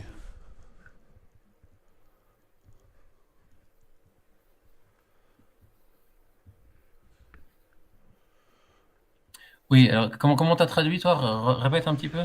Car un enfant nous est né, un fils nous est donné, et la domination reposera sur son épaule. On l'appellera admirable, conseiller, Dieu puissant, Oui. Père Mais éternel, Prince de la en paix. fait, en fait, il y a beaucoup de problèmes des fois dans les traductions. Je suis d'accord avec Français, toi. français, il y a la notion de traduction égale trahison. Et Oui. en fait, ce qui est écrit, c'est il prend sur ses épaules la charge d'accomplir les commandements de Dieu. Et après, c'est lui, l'enfant, qui appelle Dieu de ces noms-là. D'accord? C'est pas Dieu qui l'appelle l'enfant de ces noms-là. Oui, OK. À vrai dire, je vais juste te dire, c'est quelque chose qui a été traduit dans beaucoup, beaucoup, beaucoup de Bibles et même la Bible juive. C'est pas traduit comme ça dans la Bible juive. J'ai une Tanakh. J'ai une Tanakh juive. euh, et puis, je veux juste te dire, c'est définitivement... je comprends qu'est-ce que tu veux dire, OK? Aussi, il faut comprendre que dans les Bibles juives, les juives, excuse-moi, euh, il y a aussi... Puis ça, j'essaie pas du tout de m'obstiner avec toi là-dessus, mais il y a des fois là où la traduction, elle est anti-messianique. Pourquoi est-ce que je dis ça? C'est parce que les rabbins qui traduisent la Tanakh ne veulent définitivement pas que le lecteur pense que Yeshua est le Messie. D'accord? Maintenant, Oui. Alors, je te rejoins si tu me permets oui, sur un point, c'est qu'effectivement, c'est pas vraiment la traduction. En fait, la traduction, elle est faite d'après les commentateurs de la Torah ou du Tanakh. Et en fait, il y a des commentateurs qui vont effectivement choisir un midrash plutôt qu'un autre pour commenter la Torah, pour éviter de donner de la pâte à moudre à la chrétienté. Et c'est vrai que souvent c'est le cas de Rachi, qui était en terre chrétienne. Mais effectivement, c'est pour ça que sur des fois certains versets du prophète Isaïe, il va dire que ça parle du peuple juif et pas du Messie, alors Isaïe qu'en vérité, 53. il y a d'autres commentateurs qui vont dire oui, ça parle du Messie. Oui, Les deux sont vrais. oui. Les deux sont vrais. Mais le problème n'est pas là. Le problème, c'est que la traduction du rabbinat, elle est en fait basée sur des commentateurs. Alors il faut choisir parce qu'on ne peut pas donner tous les sens qui sont donnés dans la Torah. On ne peut pas tous les donner quand on traduit. On est obligé d'en choisir un. Ben, Mais je veux juste te dire, ce verset-là que je viens de te montrer, Isaïe 9:6, c'est juste un verset. Et puis, il peut définitivement être utilisé, être lu d'une façon qui confirme que l'enfant qui est né est appelé El Gibor. D'accord? Mais je veux pas m'obstiner là-dessus. Je fais juste te lancer ça de ton côté, puis tu en fais ce que tu veux. Puis aussi. Mais ça, on revient à la question qu'on a posée au départ sur, tu te rappelles, la masculinité et la féminité. Des fois, Mhm, les versets sont ambigus et il faut avoir l'explication de l'auteur pour savoir ce qu'il a voulu dire. Effectivement, tu peux le comprendre comme ça. Mais chez nous, mhm. on n'a aucun commentateur qui l'explique de cette façon-là, ni aucun midrash. Mais il y a juste une bonne interprétation, et la bonne interprétation, c'est celle de l'auteur, celle que l'auteur avait en tête, d'accord? Donc, Ouais. n'importe quel rabbin, n'importe quel sage, n'importe quel, que ce soit Mamonide ou que ce soit tu sais, n'importe qui vient après et puis qui dit ah, ça c'est la bonne interprétation, peut être dans l'erreur. OK? Même si la personne, c'est la personne qui a étudié la Torah du lait jusqu'au cercueil, tu comprends? Parce que la seule bonne interprétation, c'est celle que l'écrivain avait en tête quand il l'a écrit. T'es Oui, tu veux, d'accord? tu veux ma réaction? Ouais. Pour nous, on dira jamais que Rashi ou Maïmonide ont tort. On dira que leur explication n'est pas le sens simple du verset, parfois. Mais il est évident que ces hommes-là qui ont passé leur vie à étudier ces textes-là et leurs explications, il est évident que ce qu'ils disent, c'est ce qu'il y a de plus proche de l'intention de l'auteur. Je comprends, mais pour ça, il faut avoir de la foi dans le rabbin ou le sage. Il faut qu'on place sa foi dans une personne. Et puis, mais vois-tu, c'est intéressant. Qu'est-ce que je voulais te dire, par exemple, c'est que c'est quelque chose que je ne vais pas faire avec toi, par respect, parce que de toute façon, je ne sais pas de te convertir, mais je vais juste te dire ça, que des versets comme ceux que j'ai lus, je suis capable de t'en nommer une vingtaine Ouais. de la Et Tanakh seulement. des fois, il y en a que c'est dans l'autre sens. Mhm. Tu veux regarder Deutéronome 23.2? Ouais,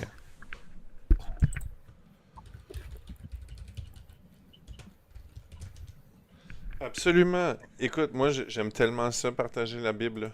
Et puis j'aime. Qu'est-ce que j'aime aussi, c'est échanger des points opposés. Même dans mon propre cercle d'amis, mes frères et sœurs qu'on s'entretient chaque semaine, on aime ça, avoir des confrontations intellectuelles basées sur les Écritures. Donc, qu'est-ce que tu fais en ce moment? C'est quelque chose qui me tient extrêmement à cœur. Est-ce que tu veux que je le lise? Ben, vas-y, ouais. OK. Deutéronome 23, verset 2. Celui qui est issu d'une union illicite n'entrera point dans l'assemblée de l'Éternel. Même sa 10e génération n'entrera point dans l'assemblée de l'Éternel. Alors, toutes ces traductions-là de ce verset sont toutes de la falsification totale. Là, ici, il n'y a pas lieu de dire que ça peut être l'intention du verset. Tu regardes le verset Mhm. original, c'est absolument pas de ça que ça parle. OK. Ben, écoute, c'est pour ça que je lis en anglais, hein. Les traductions françaises, je le fais juste pour mon audience, parce que mon audience est française. Mais Attends, moi, c'était pas. hmm, Ah oui, tu veux voir si le roi, comment il s'appelle, le roi, quel roi? la traduction du roi anglais, là, comment il s'appelle? Bah, moi, je suis pas un King James du tout, là. King James, c'est ça, Je là. suis pas King Roi James. James. Qu'est-ce qui est le fun, c'est qu'en anglais, il y a beaucoup plus de traductions qu'il y a en français. Et il y a des traductions que moi, personnellement, qu'est-ce que j'aime, c'est les traductions par des Hébreux, par des gens qui sont Hébreux. Comme en anglais, il y a le Orthodox Jewish Bible, la Bible juive orthodoxe. Hein? Ouais. Là-dedans, il y a beaucoup de mots qui sont en hébreu. C'est une translittération. Mais on a accès à beaucoup, beaucoup de ressources, ce qui est très... avec la technologie, c'est quelque chose qu'on est extrêmement béni, là, c'est d'avoir autant de ressources que ça. Même en français, c'est ça, il y a plusieurs... il y a beaucoup de... On a beaucoup de ressources. Mais Non, je comprends les traductions. Moi-même, qu'est-ce que j'aime utiliser, c'est ça. Regarde, tu vois mon écran, hein? Et puis ici, OK, mettons, je vais dans Genèse 1. OK. Et puis ça, c'est Blue Letter Bible. OK? Donc, c'est en anglais, mais c'est une concordance. Et puis, qu'est-ce qui est le Ouais. fun, c'est qu'on peut aller regarder le texte original basé sur le texte masorétique. Et qu'est-ce qu'il dit? Chaque mot, on peut aller voir. Donc, ici, ça dit, c'est dans... là, ça dit, tu sais, Bereshit, euh, Elohim, Bera, Ha-Shamaim, Ve'et, Ha-Eretz. Donc, tu comprends? Puis là, je peux aller sur Bereshit. Et puis, on va regarder le mot. Ok. Et puis, Pour revenir à notre verset, là, oui. C'était quoi le verset encore? c'est Deutéronome 23:2. Ok, je vais aller dans le... C'est ici, 23.2, d'accord. Donc, je suis là, je suis dans Deutéronome 23, verset 2. Ça dit... Ah ouais, c'est ça. Tu veux-tu que Vas-y, ouais. je te dise? Parce que qu'est-ce que je vais faire? Je l'ai en anglais, mais je vais le traduire au fur et à mesure, OK? Un bâtard ne pourra pas Ah, entrer dans la congrégation. alors, c'est pas ça, c'est le verset d'avant, excuse-moi, parce qu'il y a une différence ici dans un numéro des versets. Ouais, j'ai remarqué ça dans ma Tanakh. Souvent, c'est ce que ça fait. Euh, donc, est-ce que c'est... et celui C'est celui qui... d'avant. Le verset d'avant, le verset d'avant. Donc, le verset 1, c'est ça? Ouais. Et celui qui est blessé... C'est ça, celui qui est blessé? Mais alors, est-ce que tu as une traduction là ou pas? Ouais, ben, je l'ai ici. Donc, c'est... Tout le sujet, c'était de dire que la traduction n'est pas bonne. Mais si tu prends la version hébraïque, il n'y a plus rien à dire. ben, moi, on se base sur le masorétique en ce moment, les textes masorétiques, OK? Moi, j'ai... Donc, toi, c'est quoi que ça dit exactement en ce moment, le verset? Parce que je sais pas de quel verset tu parles en ce moment. Le verset 1, là, le verset 1. OK, le verset 1. OK. La deuxième partie du verset 1, après la première virgule. OK. Il n'entrera pas dans la congrégation de Hachem. Non, non, après la première virgule. OK. Ou qui a euh, ses membres, c'est private member. Donne-moi une seconde, OK? Je vais juste le mettre en français pour voir qu'est-ce que ça dit. Parce que je suis pas un érudit du français et de l'anglais. OK. Euh, ou qui... C'est King James? C'est King James, ça? Ça oui, ça c'est King James, ça, ouais. Donc, ou qui a eu les parties génitales coupées n'entrera pas dans l'assemblée de l'Éternel. Ouais, alors c'est mieux King James. Ouais, King James est mieux parce que King James, c'est une version qui est très bonne parce que si tu regardes, là, moi, quand je fais mes études, tu vois mon écran en ce moment, on a tous les mots en hébreu, hein?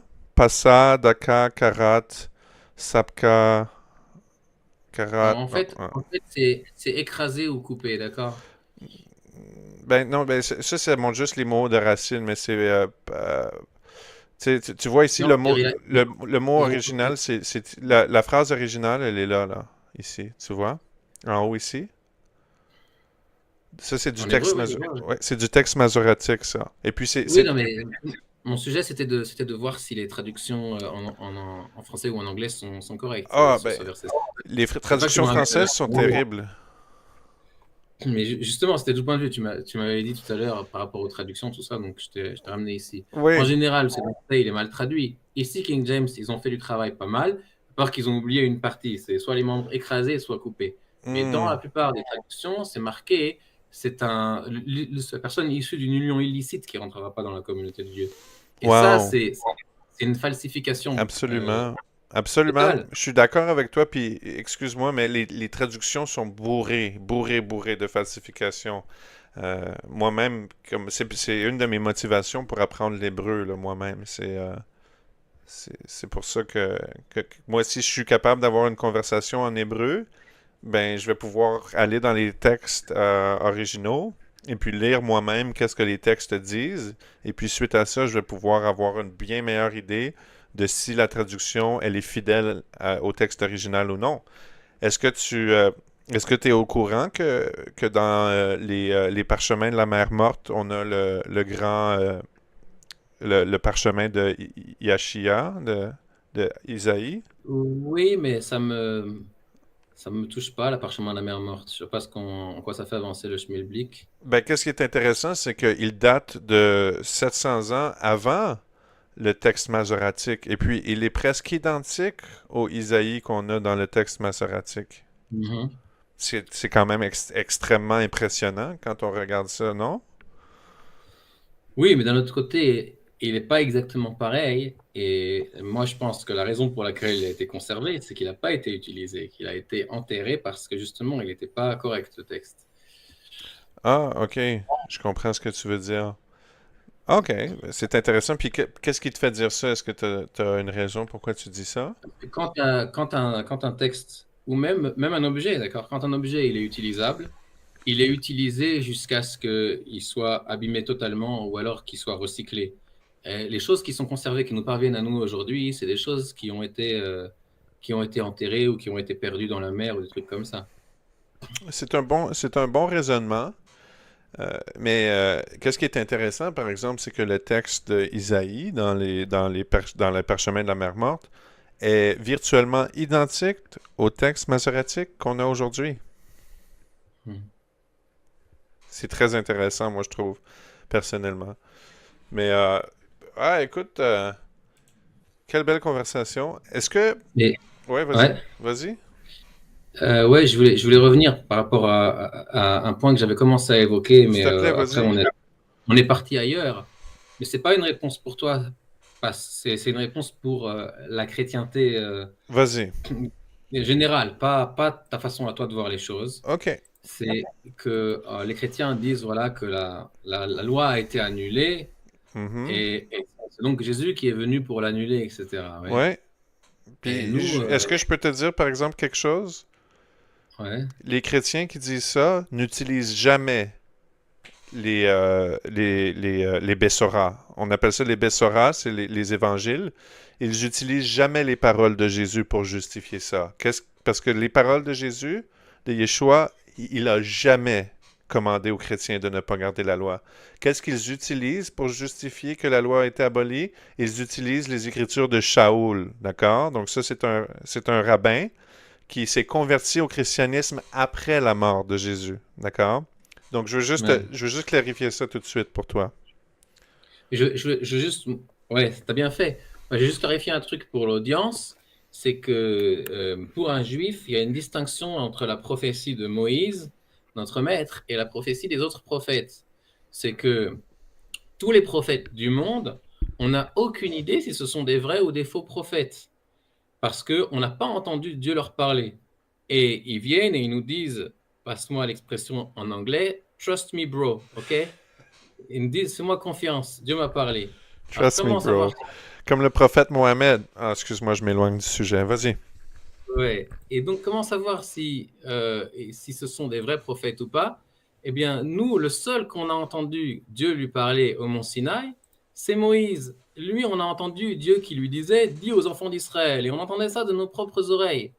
Donc lui, et il y avait là-bas 6 millions de personnes à peu près. Donc là-bas, on sait que Moïse, Dieu lui parlait. Les autres, on n'a aucune idée. Mais Moïse nous a dit, j'avais ouvert une fenêtre, ah voilà, Moïse nous a dit dans sa Torah, Dieu va te faire venir dans le futur, Navi Mekir Becha Meachicha, c'est donc Deutéronome 18, 15, pour ceux qui cherchent. Dieu fera venir un prophète de ton sein, de tes frères, comme moi, et vous l'écouterez. Donc, de ton sein, ça veut dire que ce sera un juif. Comme moi, ça veut dire il va te dire d'accomplir les lois que moi je t'ai dit d'accomplir. Donc, si quelqu'un vient et il nous dit je suis prophète, il n'est pas juif, donc déjà, on n'y croit pas. S'il est juif et qu'il nous dit voilà, maintenant il faut annuler un commandement de la loi de Moïse, on lui coupe la tête. Et puis, c'est pour ça que je voulais commencer par préciser que Jésus n'a jamais... OK, laisse-moi ici te lire qu'est-ce que Jésus dit, OK? C'est dans son sermon le plus populaire, c'est sur le sermon sur la montagne, OK? Et puis ça, Ouais. c'est Yeshua qui dit, ne croyez pas que je suis venu pour abolir la loi ou les prophètes. Je ne suis pas venu pour l'abolir, mais pour l'accomplir, donc pour la faire. Car je vous le dis en vérité, tant que le ciel et la terre ne passeront point, il ne disparaîtra pas de la loi un seul trait de lettre, jusqu'à ce que tout soit accompli. Celui donc qui supprimera l'un de ses plus petits commandements et qui enseignera aux hommes de faire de même sera appelé le plus petit dans le royaume des cieux. Mais celui qui les observera et qui les enseignera, celui-là sera appelé grand dans le royaume des cieux. Et puis, mon cher, je sais que tu n'es pas au courant de ces passages-là, mais ça, je te garantis qu'un chrétien va lire ça et puis il va juste se concentrer sur cette partie-là ici, OK? Où est-ce qu'il dit, je ne suis pas venu pour l'abolir, mais pour l'accomplir. D'accord? Donc les chrétiens lisent ça puis ils disent, ah, tu vois, il est venu pour l'accomplir, donc on n'a plus besoin de les garder. Mais il manque complètement le reste du paragraphe qui dit 100% le contraire. Tu comprends ce que je veux dire? Donc de toute façon, de la même façon que que Moïse a été déformé par les mauvais juifs qui adoraient Baal et qui suivaient après des idoles, de la même façon que les chrétiens, des Romains païens qui se sont convertis au christianisme, qui se sont dit on va adopter cette religion-là. Ils ont complètement déformé les Écritures. Pourquoi? Pour justifier leur croyance et pour pouvoir dominer sur les gens. C'est ça qu'ils ont fait. Parce que de la même façon qu'au mont Sinaï, Israël, des millions de personnes ont entendu Hachem donner les commandements à partir de la montagne. Hein? C'était le mont Sinaï. De la même façon qu'ils ont tous été témoins de ça, au premier siècle, il y a eu des centaines de Juifs qui ont témoigné que Yeshua HaMashiach est ressuscité. Ils l'ont vu ressusciter. La tombe était vide. Et puis ça, c'est pourquoi aujourd'hui on est en 2026 après Jésus-Christ. C'est vraiment ça qui a fait que au premier siècle, il y a eu des milliers de Juifs, loin d'être la majorité, d'accord? On parle d'une minorité quand même, mais il y a eu des dizaines de milliers de Juifs qui se sont convertis à Shavuot, à Shavuot, sur Shavuot, les apôtres ont fait des miracles après la mort et la résurrection du Christ. Et puis, ils proclamaient la Bessora, la bonne nouvelle. Et après ça, il y a eu beaucoup de Juifs au festival au Moed de Shavuot qui se sont convertis. Et pas juste ça, il y a eu beaucoup de témoins qui ont vu Yeshua HaMashiach ressusciter. Donc, de là vient, et puis moi, personnellement, je crois que le Navi, le prophète, comme Moïse, qui viendrait et puis qu'on doit l'écouter, c'est Yeshua. Il était juif, descendant de la lignée de Ben David, hein, parce que Joseph, son père, était un descendant de David, et Myriam aussi était descendant de David. Donc, on a un Joseph, descendant. c'est pas son père, Joseph, c'est pas son père. Joseph, c'est pas son père, mais c'est son père légal, oui. Oui, mais la lignée ne dépend pas du père légal. Il est considéré comme son fils dans le sens où c'est lui qui a le mérite de l'avoir éduqué. Mais tu sais que Mais la Torah dit que la Torah, ou je pense que c'est dans le livre de Yehoshua, euh, de Josué en français, euh, que si une femme, que si un père meurt et qu'il a seulement des filles, que l'héritage va pouvoir passer à travers une femme. Tu es au courant de ça?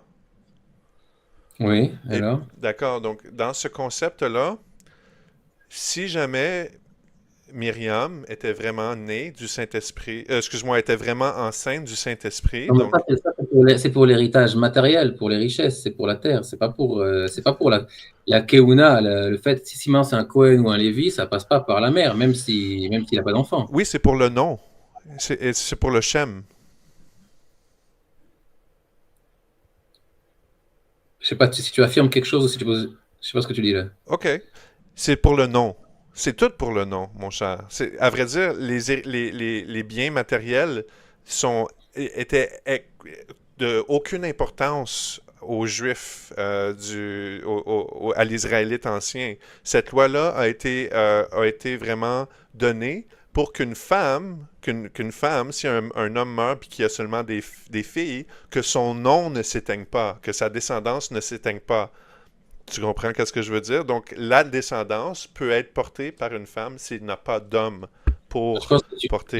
tu comprends la loi, là. La loi de l'héritage, ça n'a pas de rapport avec le nom et la descendance. Mais peut-être tu fais allusion au Lévira. Mais de toute façon, c'est un concept quand même avancé. Qu'est-ce que je te donne? De toute façon, il faut que, premièrement, pour me donner cet argument-là, mon cher, il faut que toi, tu reconnaisses que Myriam était vraiment enceinte du Saint-Esprit. Pour moi, le Saint-Esprit, c'est juste Le Ruach le HaKodesh. Roi HaKodesh, c'est ça. Et qu'est-ce que c'est le Roi HaKodesh? Le Ruach is the Ruach of Hashem. C'est le Ruach, Ouais. les Hashem. Pour nous, le Roi HaKodesh, c'est tout simple. C'est quelqu'un qui a atteint un niveau de perfection spirituelle qui fait qu'il va voir des choses spirituelles. OK, ben, on a presque la même définition, mais le Ruach HaKodesh, bibliquement, c'est donné à ceux qui prophétisent et puis qui reçoivent l'esprit de... C'est un niveau inférieur à la prophétie. C'est d'ailleurs ce qui définit les hagiographes. Et la différence avec les prophètes, c'est que les prophètes, ils ont reçu un message directement de Dieu, et les hagiographes, eux, ils ont eu une inspiration par Ruach HaKodesh. OK, ben, Mais c'est pas. qu'est-ce qui est sûr à 100%, c'est que tu lis de Brit Hadasha et puis Ben Elohim, OK? Ben Elohim, le Fils de Dieu, comme Jésus, Yeshua, se proclame comme étant le Fils de Dieu, d'accord? Over and over, comme c'est Ouais. à maintes fois, d'accord? Et puis, Myriam elle-même est descendante de David et Joseph aussi, son père légal, est descendant de David. Donc, si tu veux que Mashiach soit né d'une vierge, d'accord? Ce qui est prophétisé aussi dans Isaïe en passant. Ah non, on veut pas ça, non? Si tu veux dire qu'elle est née d'une vierge, et puis si Mashiach est né d'une vierge, et puis qu'il est Ben David, que sa mère soit descendante de la lignée de David et que son père soit descendant de la lignée de David, son père légal adoptif, c'est quand même quelque chose. Tu comprends qu'est-ce que je veux dire? Légalement, Non, mais on peut légalement regarde, moi, l'appeler Ben David. je veux pas t'embêter dans ces croyances, mais tu comprends que dans la culture juive, il y a le fait que ce soit son père adoptif, ça fait ni monter ni descendre, comme on dit chez nous, d'accord? C'est pas ça. Le problème, c'est qu'il n'a pas de père et du coup, il peut pas remonter au roi David. Donc, OK, ben c'est correct. même si je t'accordais qu'il descend du roi David, ce serait encore qu'un des éléments pour pouvoir être le Messie. Il en manque encore énormément. Oui, C'est un gros problème. ben c'est pour ça, et c'est pour ça que les rabbins, les sages, ont créé le concept de deux messies, Mashiach ben Joseph et Mashiach ben David, d'accord? Et puis nous, qu'est-ce qu'on reconnaît, c'est que quand il est venu accomplir Mashiach ben Joseph, ce qui est le Mashiach qui souffre, qui est rejeté par la nation d'Israël, comme Isaïe 53, c'est un chapitre au complet à propos de ça. Et quand il va revenir, euh, nous, on croit que ça peut arriver bientôt. La plupart des chrétiens croient ça. Donc, moi aussi, je suis d'avis qu'il peut revenir bientôt. Je crois qu'il va revenir régner pour 1000 ans sur la terre. Et puis on va avoir le règne Pourquoi te messianique. limiter à 1000 ans? C'est parce que c'est Pourquoi? ça que ça dit dans Daniel. Ah ouais. Oui, dans les prophètes, ça dit ça. Puis, qu'est-ce qui est intéressant, c'est que dans Ésaïe, Ézéchiel, Daniel, Zacharie, c'est des prophètes qui parlent de ces choses-là en détail. Et puis, c'est très intéressant, à vrai dire, que Ok. ça dit exactement pour 1000 ans qu'il va venir régner. Oui. En tout cas, c'était sympathique. Ça m'a fait plaisir de discuter avec toi. Oui, pour moi aussi, je sais que ça fait extrêmement longtemps qu'on parle ensemble, donc tu m'as déjà accordé plus de grâce à quoi je m'attendais recevoir. Écoute, quel plaisir de t'avoir parlé. Pour moi, c'était une bénédiction totale. Je suis sûr que tu n'as pas rencontré beaucoup de chrétiens comme moi. Ça, c'est sûr. Ouais. Mais Écoute, aujourd'hui, il y a de plus en plus, surtout en Israël, des gens qui se disent, entre guillemets, juifs pour Jésus. Oui, que pour moi, c'est une falsification, mais bon. ouais. Et ça, c'est un mouvement qui est très, très, qui prend de l'ampleur ici en Israël. Je sais, je suis conscient, je les suis de proche. Mais, mais je suis désolé tu sais, je sais que pour toi, ça peut être un affront. Mais de toute façon, tu sais, c'est une réalité. Il y a de plus en plus de Juifs qui reconnaissent Yeshua comme étant leur Messie. Moi, je vais juste te donner ça un jour. Je vais juste te montrer ça avant de partir parce que je veux que si jamais tu décides de lire, tu lis les bonnes choses. Puis ça, c'est vraiment aucune pression, je fais juste te le dire. Je Euh, te le dis à l'avance, si c'est de la Brit Hadasha, comme tu l'appelles, oui, je dirais pas parce que c'est j'ai correct. suffisamment de C'est c'est- travail. c'est correct, puis je te pousse pas du tout. Tout ce que je te dis, c'est que si un jour tu décides de lire le Brit Hadasha, je te conseille fortement de regarder HebrewGospels.com. C'est de toute beauté. Pour moi, c'est de toute beauté. Dans le fond, parce que nous, les manuscrits qu'on a du Nouveau Testament, ceux qui sont reconnus par tous les érudits, ça vient tout du texte grec. Mais il y a des érudits qui ont regroupé tous les textes hébraïques qui étaient conservés dans des synagogues en Asie, en Russie, puis tout à travers le monde. Et puis ils ont tous testé pour voir si ils ont été bel et bien traduits de juste traduits du grec de retour en hébreu ou de l'araméen en hébreu ou du latin en hébreu, ou est-ce que ils ont été copiés de des textes hébreux plus vieux. Tu comprends? Et puis, tous ces textes-là, les quatre évangiles ici, ils ont tout plein de preuves pour montrer que linguistiquement ou avec la grammaire, ils peuvent prouver que les textes qu'ils utilisent, les authentiques médiévaux, c'est des textes médiévaux, là, des manuscrits médiévaux, qu'ils viennent bel et bien de l'hébreu. Donc, si jamais un jour tu es curieux, tu veux lire, moi je te conseille juste HebrewGospels.com. Et puis tu commences avec le livre de Matthieu. Tu vas trouver les généalogies. Mais de toute façon, je suis bien conscient que toi, ça t'intéresse pas, mais c'est aussi pour mon audience que je fais cette Ah, ok, promotion-là. Donc, pas de problème. mais écoute, c'était quel honneur encore une fois. Hey tout le monde, sa chaîne c'est Loi Divine et puis il reste anonyme notre invité, mais il voulait parler. Dans le fond, lui, sa chaîne YouTube, c'est bel et bien pour Je tape sur les rabbins. hein? Je tape sur les rabbins. Il tape sur les rabbins. Puis ça, c'est quelque chose que j'aime. Personnellement, j'aime ça quand on tape sur les rabbins.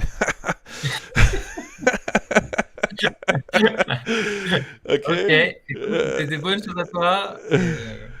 Bye bye. Écoute, prends soin de toi. Je sais pas il est quelle heure chez vous, mais quel plaisir. Puis merci d'être joint sincèrement, OK? Que Hachem te bénisse. Merci, des bonnes choses. Bye bye. Merci, salut. Wow! Écoutez, gang, on a eu tellement un honneur de recevoir cet invité-là. C'est la première fois que j'ai l'honneur de parler à un juif aussi longtemps.